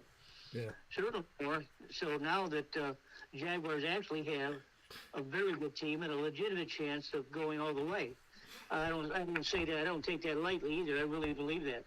I know that I went over there since I missed the draft show. I went over all the drafts that they got and all the free agents that they signed, and I really like where they're going. And I think that I don't know if it's a good experience for them over there, but I know it's real grass, that's for sure. And I guess we can see what happens if they get the kind of support they have been over the years at Wembley. Isn't one game going to be in Germany, or is it just both at Wembley? So the two games for Jacksonville are going to be in London. So there's one they're at Wembley and they're at Tottenham, but there is going to be an NFL game in Germany. Okay, good. Not Jacksonville. The stands will be full and they'll be entertained. That's for sure. Yeah, like it. Yeah, I think it's great. I think it's fun. I'm happy that they're not giving away 2 home games. That's what I'm excited about. But the Falcons game, so here's the interesting thing. Matt Bergeron, who I've covered his entire time at Syracuse and beyond. Matt Bergeron, who could be starting on the offensive line for the Atlanta Falcons, who traded up to get him in the second round. He will be going up against the Jaguars and former teammate Andre Sisco, and truly going up against him because Sisco plays safety for the Jaguars, coming out of Syracuse, drafted in the third round a couple of years ago, and Matt Bergeron on the offensive line. So that game against the Falcons in London will feature 2 Syracuse players going up against each other that are former teammates. Then we'll see, you keep the connection with upstate New York. The next game is the Bills. And if Kingsley Jonathan is there, then Kingsley Jonathan will be going up against Andre Sisco, and both of them teammates at Syracuse as well. So it's kind of incredible that these games across the pond might end up featuring Syracuse players going up against each other, definitely in one game, maybe in 2 games, which I find really interesting, that over in London, there's going to be some Syracuse connections. That's fun. That's a lot of fun to follow. They should be heavily favored over Atlanta. Now, the Buffalo game, that's a different story. I would categorize that game right now as a pick'em game. Yeah. So this is something that maybe in a neutral area like this, maybe they can show up a little bit better. Certainly, you don't want to go to Buffalo. I've been watching baseball most of the time because I have to do what I got to do, which is I have to sit down, I have to put my leg up, and I can't do this, I can't do that. So I watch baseball. So I'm watching baseball last night, and in Detroit, in Buffalo, Detroit it was, I saw snow flurries. Yeah. And I go this morning, and I look at the news, which I do every morning, ESPN, and in Pittsburgh, New York, which is in Rochester, they had frost on the greens in the fairway of Locust Valley, which is where the PGA is going to be this year playing for their PGA championship. And it was freezing. So, and they got to wait for the sun to come up, and then they got to do this, they got to do that. So, here we are in May, midway through May, and there's frost on the greens and frost on the fairways. And these guys, supposedly temperature's going to be back up somewhere around the 60s again, so they can play some decent golf. But there's some strange weather patterns. And one thing I don't ever want to see the Jaguars do is go to Buffalo and play in the wintertime. Yeah. No, I agree. And listen, there's going to be some good games coming up here, and I love it. Joey's on here right now, said Boom Boom has officially recognized you as Little A Bro. So I like that. And Joey said, yo, what's up? PJ's a tough old goat and will persevere. Thank you, DT family, for your love and support. So a lot of great stuff coming out here, and awesome. And then Greg's got some questions and some things that have come up for us, so we are going to get to it. And let's go to some of those now, Papa Joe. So yeah, I do agree. Not have to play in the snow, absolutely. So let's look at what Greg had to say here. So first question, go ahead. Hold on a minute. Yeah. I got to ask you before we get into some serious talk. You like Joe's pad? I do like Joe's crib. I don't know if Joey told you that him and I were almost in the movie Signs 2, where we were fighting up against some 6-foot-tall alien that was in the bush. We pulled in. There was something in the bushes, and it was jumping back and forth in the bushes, but it wouldn't come out of the bushes. And to this moment, I don't know if it would have been an alien encounter, but the funny thing is, Joey originally went up to it with his phone, and he walked up to it, and he looked back to see where I was. I was in the car looking through the window. I said, I'm not stupid. I'm not trying to die today. so I was in the car. Then I picked up a stick. I didn't know what I was going to do with it. But yeah, I mean, we definitely, I love his pad. I don't know what was in the bushes, but what'd you say? It's a beautiful bachelor pad. He enjoys it. No, I love it. I think Joey's got a great place, and I look forward to staying back there again. But I'm very proud of my big brother. I love that we're both business owners and that we're, in our own way, going through this together. And I mean, he knows I love him to pieces, and he knows I'd do anything for him. So I'm very happy to see him working how he's working and to see him get to where he's gotten to. So, I love what he's doing, and I love that we got to go to Disney together for the first time, and I'm excited to see, what we're going to get to do here soon. So shout out to my big brother, and shout out to Boom Boom, because, we're good. I think Boom Boom does. He realizes that Joey and I have been through so many crazy relationships with women that Boom Boom has now adopted us both, and he now looks after us, and I think that's why Boom Boom hates women. I do. So Does not like women. No, he does not. So first question we had come in: who do you have in the 8-horse field in this Saturday's Preakness Stakes, Papa Joe? Well, I don't particularly like the favorite, Matt Jean, because he won the Derby. The Derby was a mess. The horses didn't run. It's supposed to have run.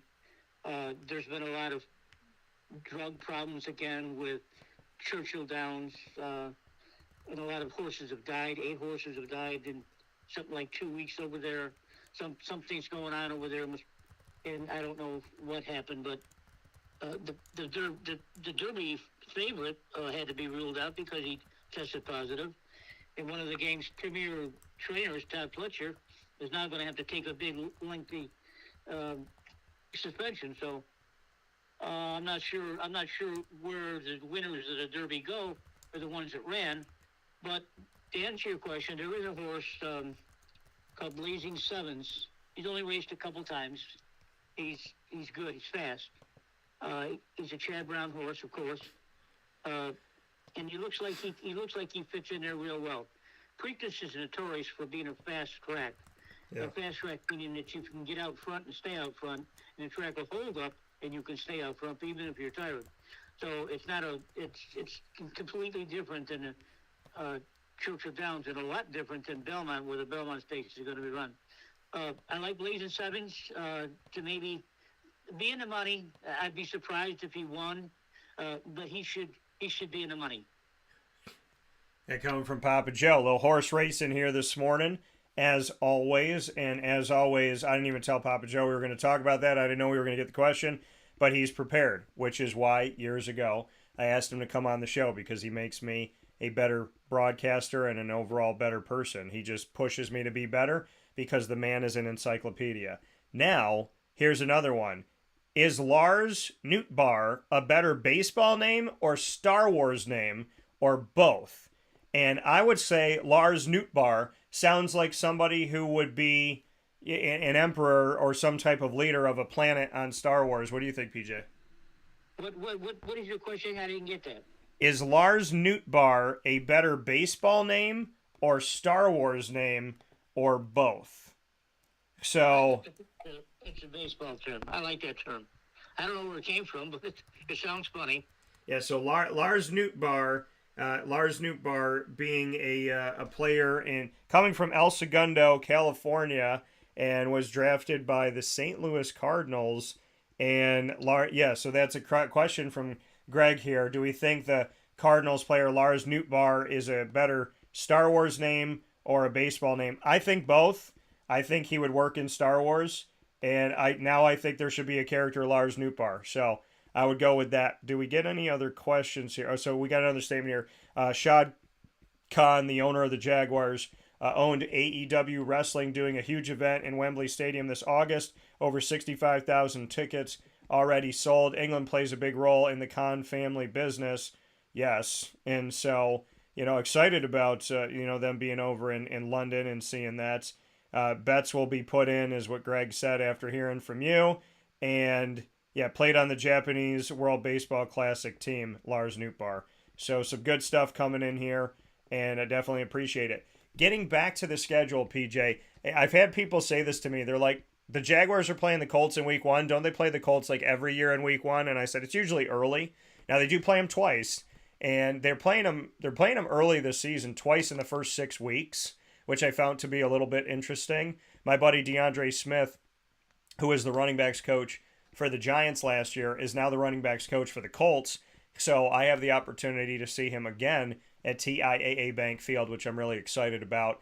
But let's look at the schedule, Papa Joe, and really break this down. We talked about the Week 4 and Week 5, which will both be played in London. One at Wembley Stadium against Atlanta on October 1st, and that game's at 9:30 a.m. Eastern Time because of the time shift.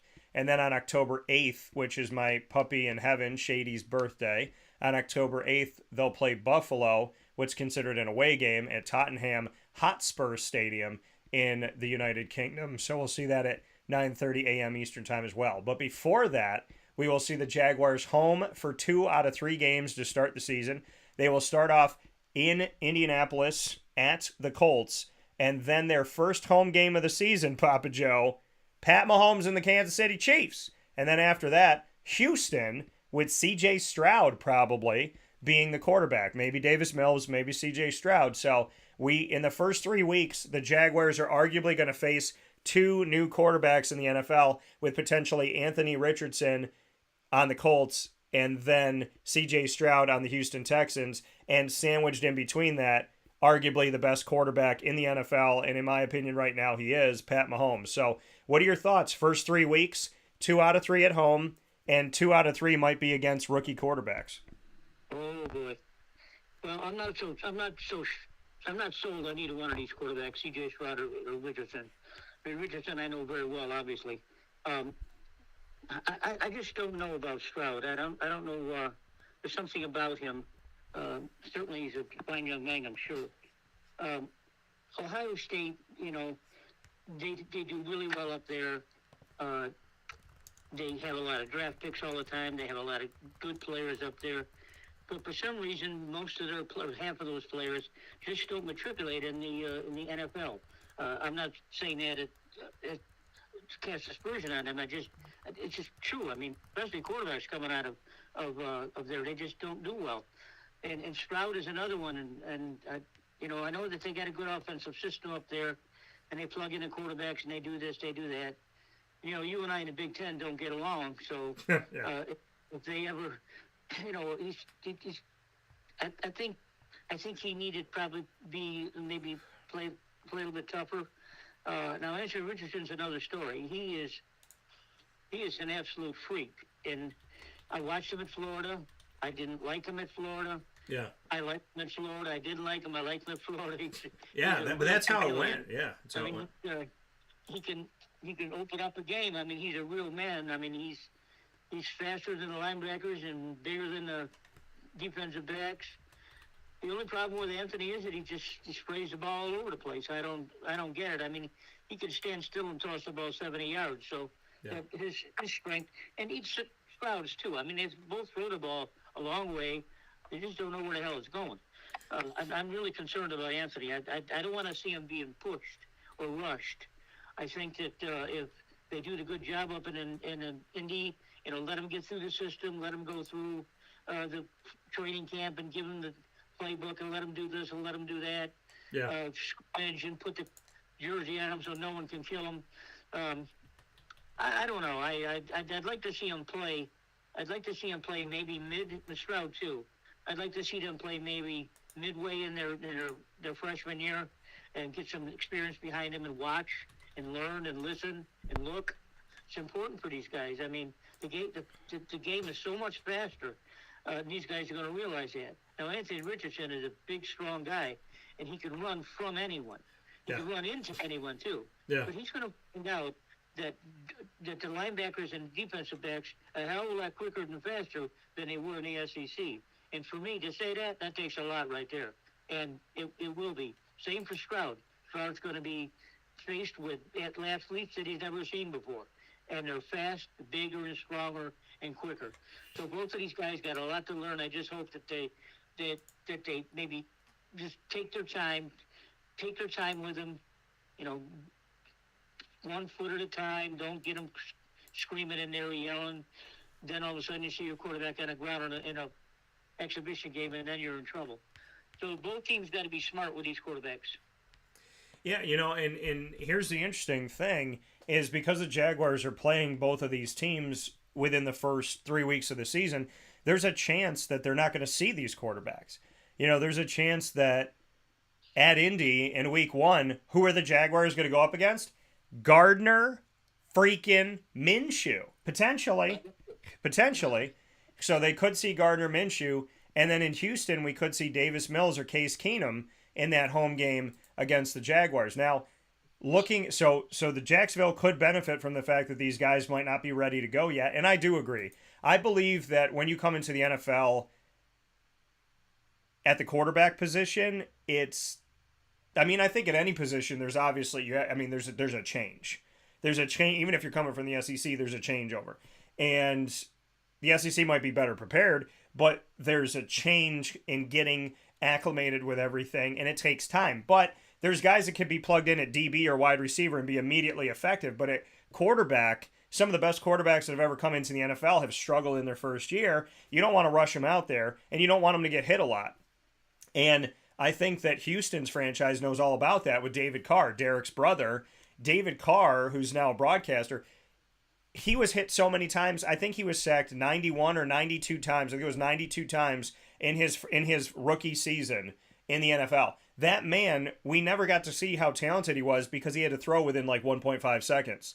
So that was such a detriment. And if Houston already knows that historically, then they should watch that with C.J. Stroud, and maybe they should wait a little bit. Davis Mills is serviceable. They drafted him a couple of years ago in the 3rd round. And it's not that I think he's going to win you a Super Bowl, but I still think, he's a guy that you could put out there and start. Now, Anthony Richardson's numbers in college didn't wow anybody, and that's why I agree with Papa Joe when he was saying, I like him, I didn't like him, I like him, I didn't like him.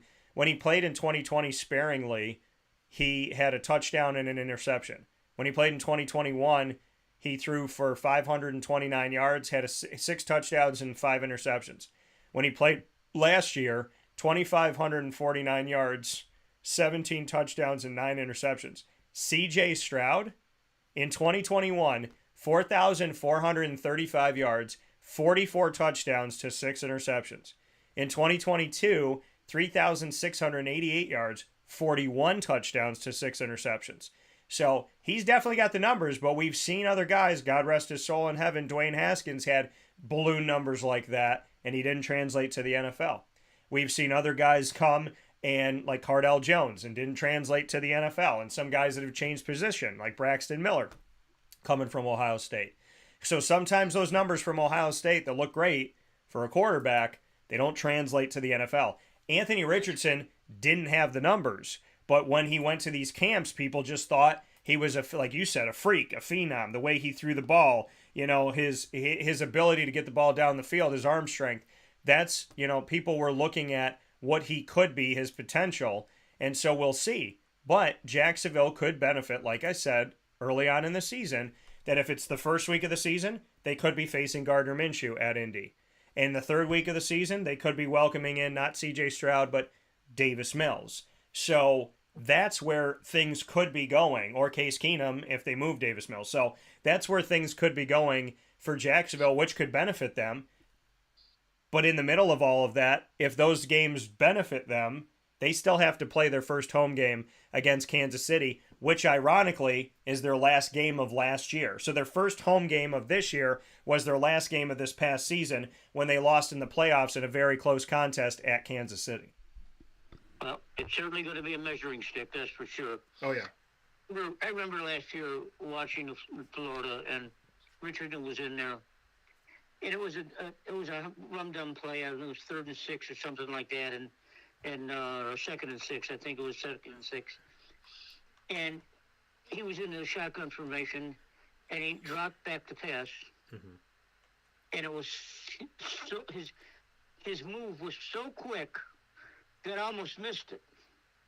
He saw something, exploded off the right-hand side of the line, dipped into the linebackers, and ran away from everyone. It was 74 yards. It was so fast that I couldn't believe what I was seeing.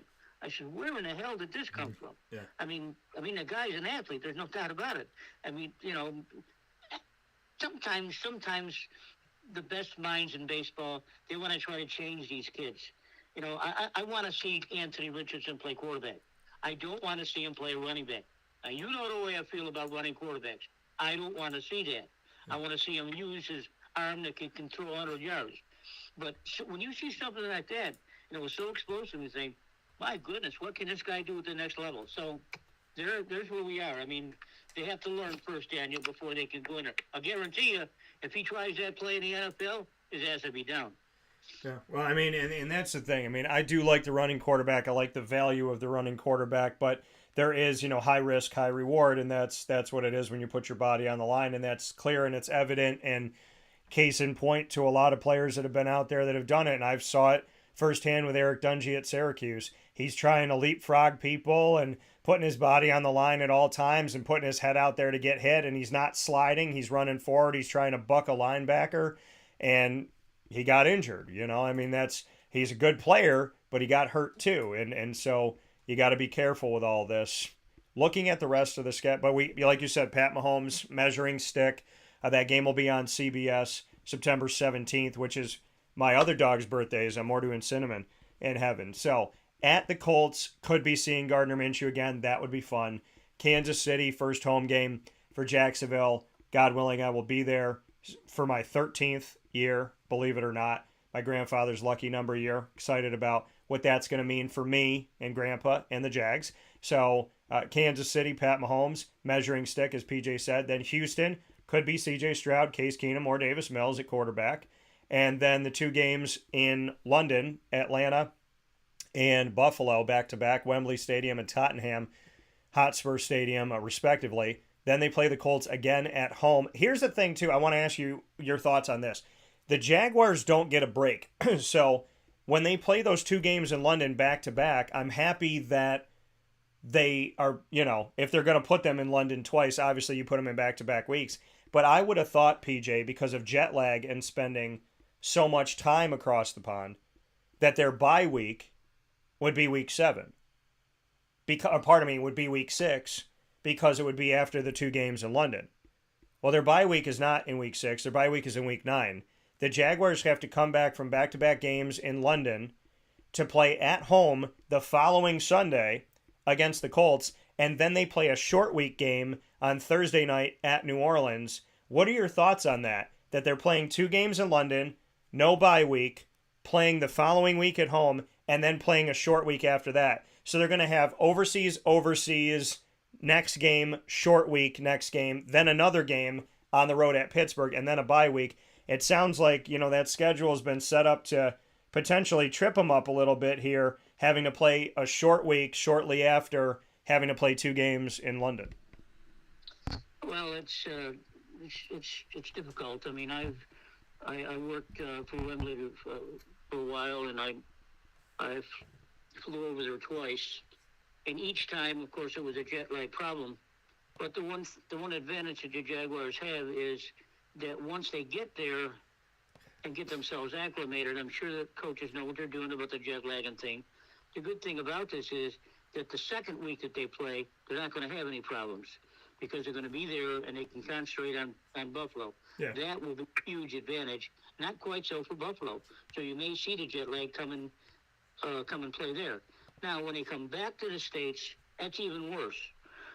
They're really going to be a problem. Fortunately, we're playing an indie team that's not really that good, and we don't know how good they're going to be in game 8 or 9 or whatever it was.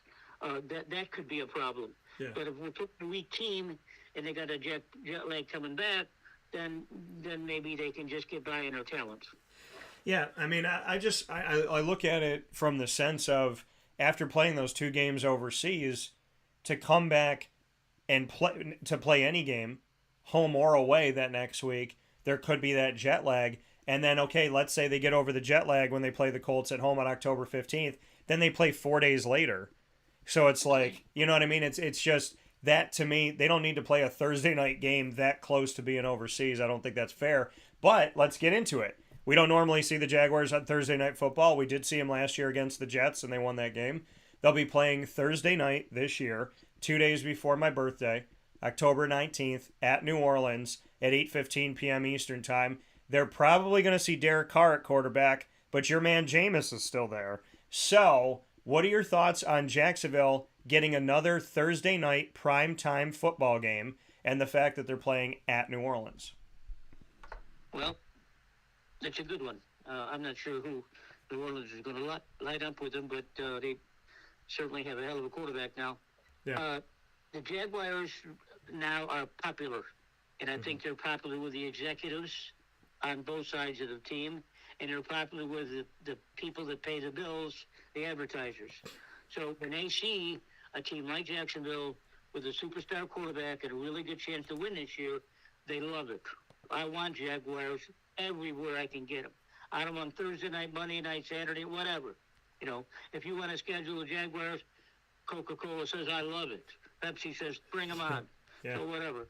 It's so much different, especially if you have a stiff game.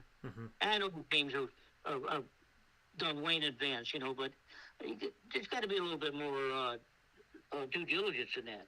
And they have with the Jaguars. The Jaguars are a popular team now, and they are a credible team. And I think the executives and all parts of sponsorship will like it. Yeah, you know, and like you said, I mean, the Jaguars are getting publicity, and it's a beautiful thing for you and I because we get to see them now in prime time, and they're not gonna just be in one prime time. They're in all three primetime slots: Sunday night, Monday night, and Thursday night football. So I told you about the Thursday night, October 19th at New Orleans at 8:15 p.m. Eastern Time. They will play Monday night football at home, week 13.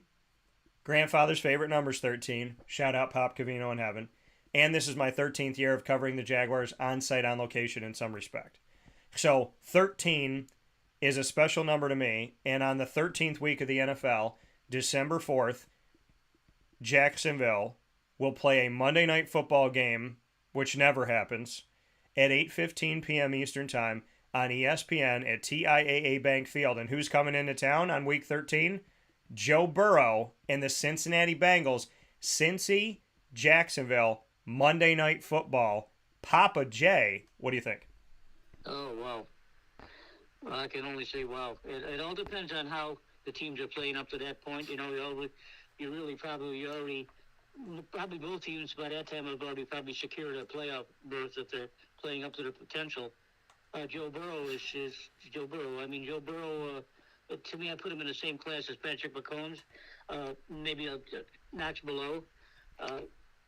Let's put it this way. Mahomes is so much better than anyone in the league, that anyone behind him is still a very good quarterback, and Joe Burrow is a very good quarterback. Yeah. And he's probably going to love the weather, going to love the warm, going to love the grass, going to love everything. So what a game that's going to be. I can't wait to see that one. Yeah. So both teams have good records, and it means something. Yeah, absolutely, in week 13. Before that happens, we're going to see San Francisco come to town. Jacksonville's used to going over to the West Coast. San Fran's going to come into Jacksonville, TIAA Bank Field, on November 12th, week 10. That game's going to be on Fox at 1 o'clock in the afternoon, Eastern Time. Papa Joe, your thoughts on San Francisco? Brock Purdy or Trey Lance are going to be the quarterback of this team. So one of them is going to be under center. They also have Sam Darnold now, believe it or not. And they have Brandon Allen, who was a backup in Jacksonville. San Francisco coming to Jacksonville. An atypical game to be played in TIAA Bank Field. Are you excited about the San Fran game? Yeah, absolutely. I love Brock Purdy. Purdy was a great story last year, period. I mean, no one can say that kid did not play better than anyone thought he would. I mean, he believed in himself. He was a hell of a quarterback in college, just like Stroud was in Ohio State. But Purdy, you know, he pushed the envelope a little bit more and turned into a damn good quarterback. Now, if he's healthy, he plays, period. And, you got probably the best all-around back, McCaffrey, running all sorts of deals on Jaguar. Going to be a heck of a game. The Jaguars, the defense is pretty solid this year. Now, I know they got some help with the draft, some defensive linemen and some quarterbacks and things. But, the line and the quarterback and the linebackers should be pretty well set. And to watch a guy like McCaffrey, they're really going to have to step it up. So Purdy is going to be watching some excellent athletes following McCaffrey, not giving him too much room, I suspect. And I think that Purdy makes plays is going to have to be on the wideouts or the tight end. Or Kittle. Kittle's another killing tight end. It's going to be a great game. I'm excited about that one too. Look, I'm excited about this. I don't feel too well right now, but I'm excited about the Jaguars season because I know the potential that is there. And that's what I want to see. I want to see things break down good during the camps. I want to see the exhibition games go nice and smooth. No one gets hurt. And I want to see them get out to a good start and play. And then they can measure themselves against Patrick Mahomes and see how far behind or ahead they are of everyone else.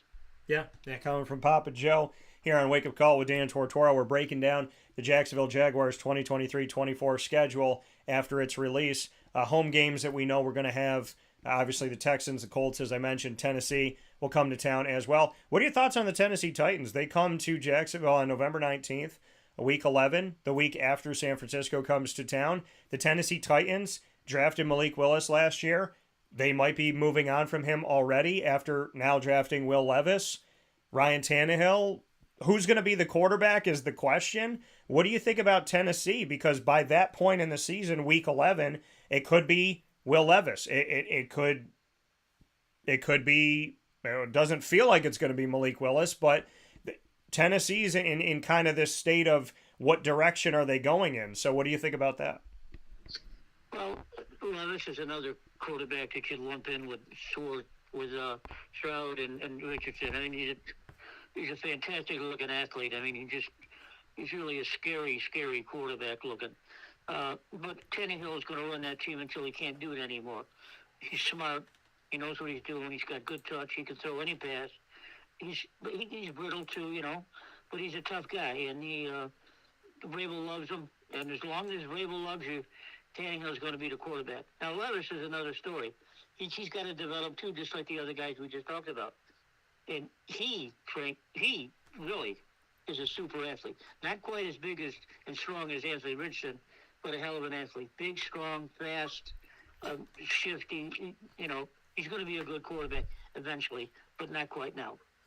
Yeah, so we'll see. I don't like Will Levis's numbers. He fell down the draft board, and I wasn't surprised. I didn't have him going in the first round, and he did not. And so I'm not buying in the hype of Will Levis. We'll see. I'm not there with maybe some other people right now. We'll see what happens from here with Will Levis. Other home games for the Jacksonville Jaguars. They will play Sunday Night Football 2 days after my grandma, my G-Mama's birthday in heaven, God bless her. On December 17th, the Jacksonville Jaguars will play at 8:20 p.m. Eastern Time on NBC against the Baltimore Ravens and Lamar Jackson with that newly signed contract.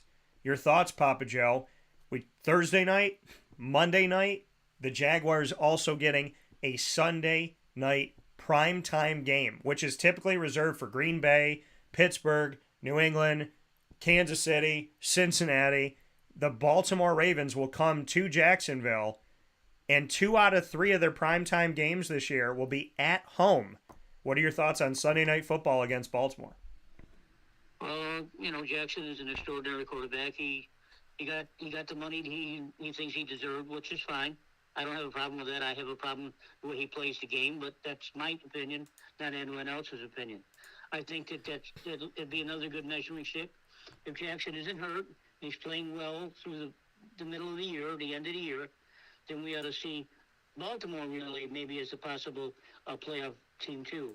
And we expect the Jaguars to be there too. I think it's a pick'em game right now. We'll see how the early part of the season comes out. I have to say something more on Levis from Kentucky. Yeah. I watched it play in the SEC network, and he's no slouch, Daniel. I mean, he for some reason he fell down the board. Don't know why. Maybe he didn't prove he hadn't the type of persona that these guys are looking for. But he's got a big arm and he's got a lot of guts. So I wouldn't be surprised if he moves in quicker than people think. But anyway, going back to Jackson, typical run pass quarterback, run pass option quarterback, and let's hope he doesn't get hurt. That's all I care about. Yeah, and looking at Jacksonville, interesting here, a game that is not in their division that they played twice back to back here. That they're playing Baltimore, but it's not home and home. Jacksonville is getting Baltimore to come to them again. They played Baltimore last year. I was at the game. They came back and won that game. One of the best games that I've ever seen Jacksonville play.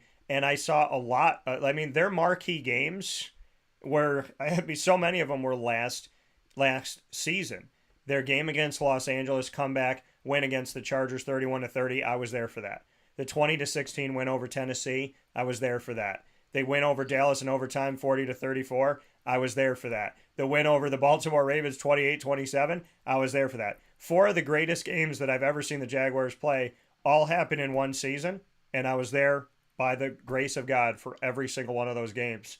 And the fact that Baltimore is back in Jacksonville again this season, I thought was kind of strange that it wouldn't be at Baltimore after being in Jacksonville, but I'll take it, and I'll run with it, and I'm okay with it if Baltimore wants to come to town twice in 2 years. So that Baltimore game is going to be played coming up this season. So, the interesting thing about this is that they're coming on December 17th this year. They were November 27th last year on a Sunday.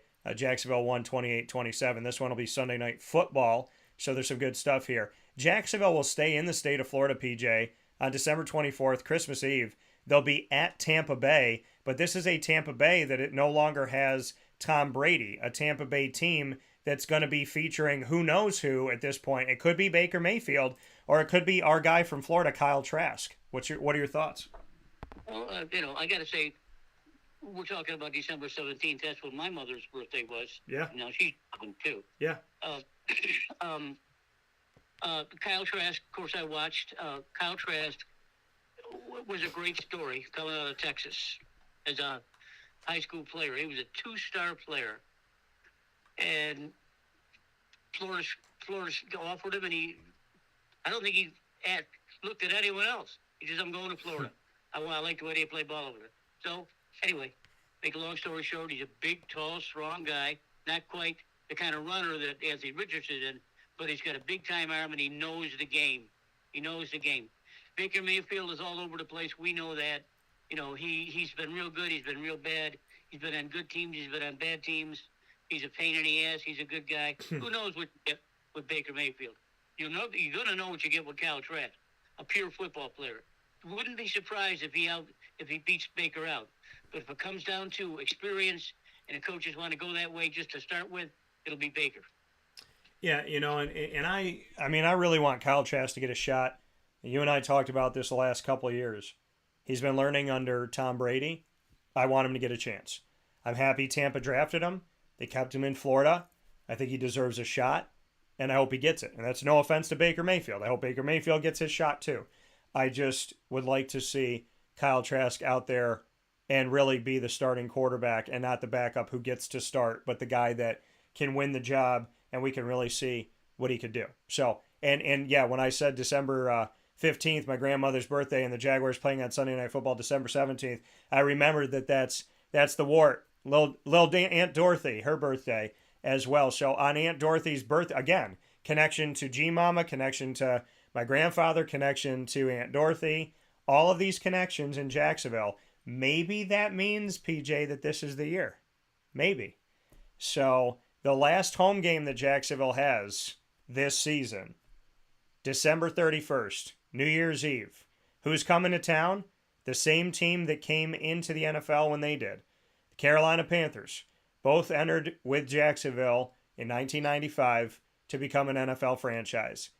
And so we will see, potentially, God willing he's healthy, the number 1 pick, Bryce Young out of Alabama, coming to Jacksonville to face a former Alabama wide receiver that we have, Calvin Ridley.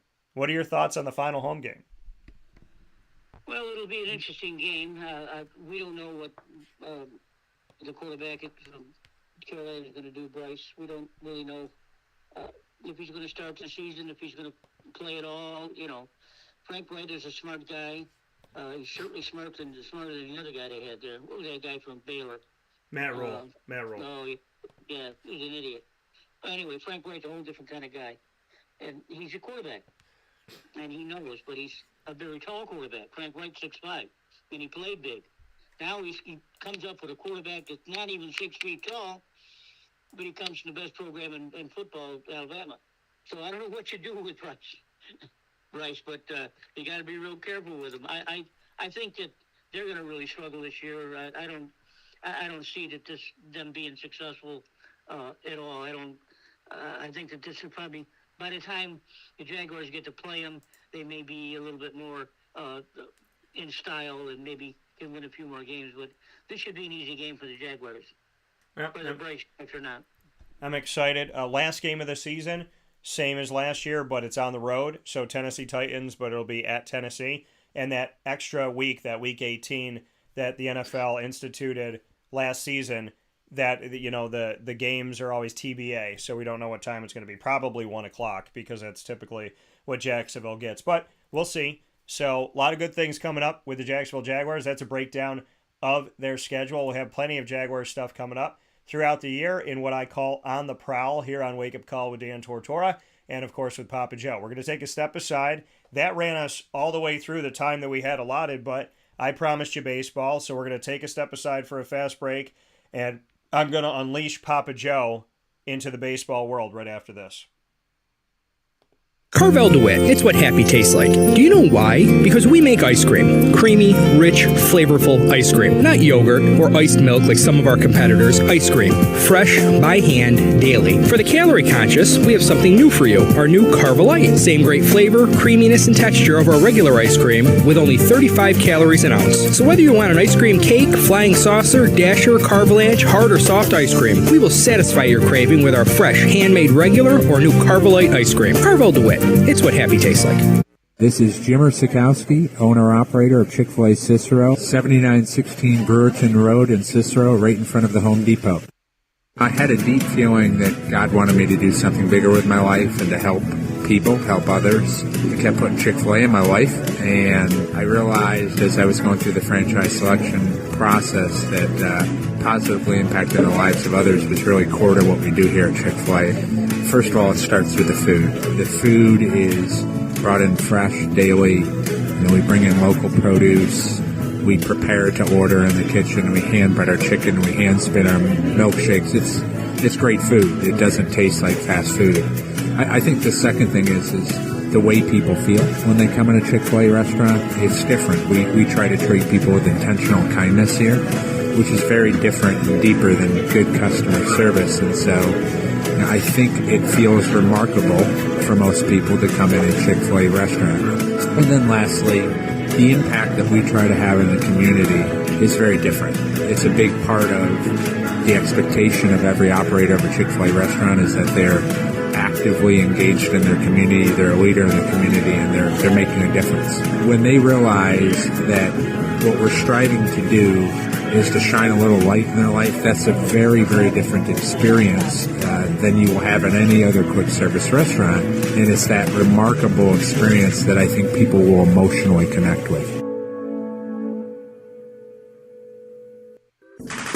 The Wildcat Sports Pub in Camillus, New York is located on 3680 Milton Avenue in the Home Depot Plaza. It is your family-friendly sports bar and restaurant. Folks, some sports bars aren't family-friendly. Some family-friendly restaurants are not sports bars. The Wildcat Sports Pub in Camillus, New York is proud to be both. It is that marriage that you've been looking for years. The Wildcat Sports Pub is your home base for your sports bar and restaurant needs, games for the kids, indoor and outdoor activities, and enough things on the menu to come back every single week and get to try something new. They're open Sundays from noon to 8 p.m., Monday through Wednesday, 11 a.m. to 11 p.m., and Thursday through Saturday from 11 a.m. to midnight. For reservations and party information, call 315 487-2222 for the Wildcat family-friendly sports pub and restaurant.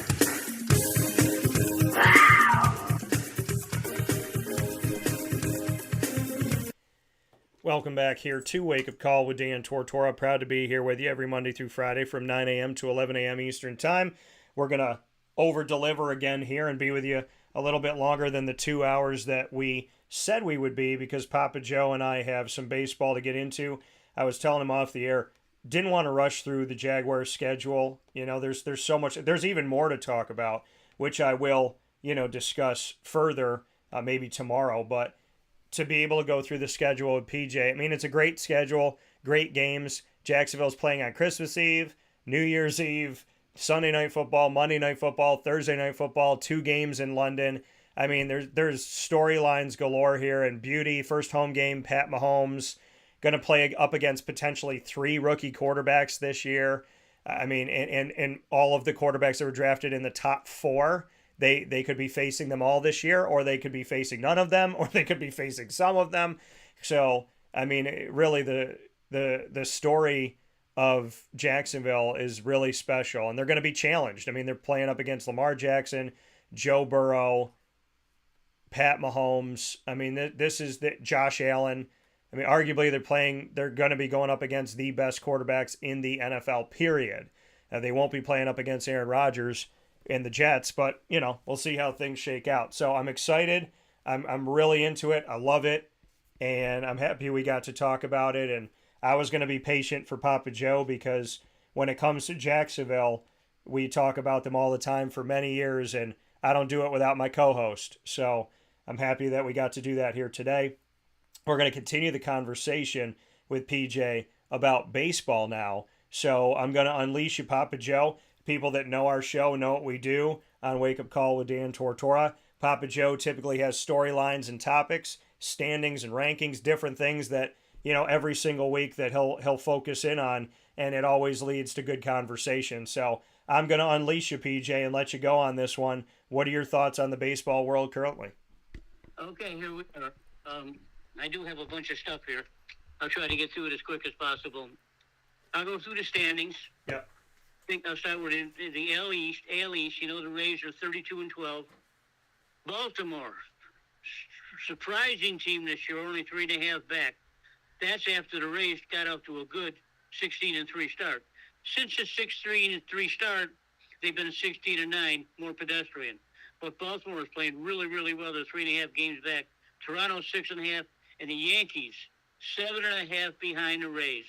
And I saw the Rays spank the Yankees a couple times this last week. They don't have it. Again, it's pitching.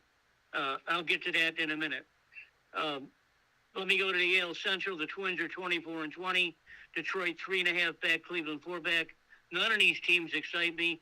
They haven't in years because they're not as good as the other teams. AL West is a different story. You got Texas at 26-17. Houston's only 2 back. My Angels with Mike Trout and Ohtani are 4.5 back. They're still there. They're not playing 500 football. I can't friggin' baseball. I can't friggin' believe it. Yeah. But I'll get to it later. NL East, I got the Atlanta 27-16. Miami's 5 games back. The Mets are 6.5 back, and they are pitiful. The 2 best pitchers in baseball right now, the 2 Hall of Fame pitchers, Max Scherzer and Justin Verlander, can't find the strike zone, can't get anyone out. Both of them are pitching terribly. Don't know what's going to happen here, but something has to happen. I think they need a little bit more firepower there. But Scherzer and Verlander, big disappointment, and I really trumped them beginning of the year. NL Central, I got Milwaukee at 24-19. They're playing good ball. Pitt's only 1 game back. Cincinnati 5 game back. Milwaukee still got good pitching, good defense, and good offense. They should hang in there for the rest of the year. NL West, you got the Dodgers, of course, 28-16, and the Arizona Diamondbacks. Let's go! 3 games back. Yes. That won't go, Daniel. Come on now. But they're there. I'm going to go over some the best hitters in baseball right now. Yep. Diaz from Tampa Bay is 321. Arizona from Tampa Bay is 316. Those guys are leading Tampa Bay in every category, every offensive category. Yep. Right behind them are Bichette, 319, Chapman at 318, and Guerrero 312. And you know that Toronto can play a lot better than they are right now, especially with the hitting that they have. In the National League, Arizona from Miami is hitting 389, almost unbelievable. Ronald Acuna 345 from Atlanta, Diaz from Colorado 331. It seems like that the National League is running bases, stealing bases, doing a lot more than the American League right now, based on what the new rules are. So I'm really excited to watch these kids. Miami's a good team, but they're just not. They don't have all the components, you know. In the American League, home runs, Garcia from Texas got 13. He's also got 46 RBIs. I don't follow Texas that much because I follow Houston. Yeah. I don't know this Garcia guy, but someone better know him because he's got 13 dingers and 46 RBIs. Earl Bear from Chicago has 12 RBIs or 12 home runs. Jordan's 11 home runs. Behind Garcia at 46 RBIs is Rafael Devers at 40 RBIs, and that's Alvarez at Houston's got 39 RBIs. Devers got a big contract from Boston this year, I think.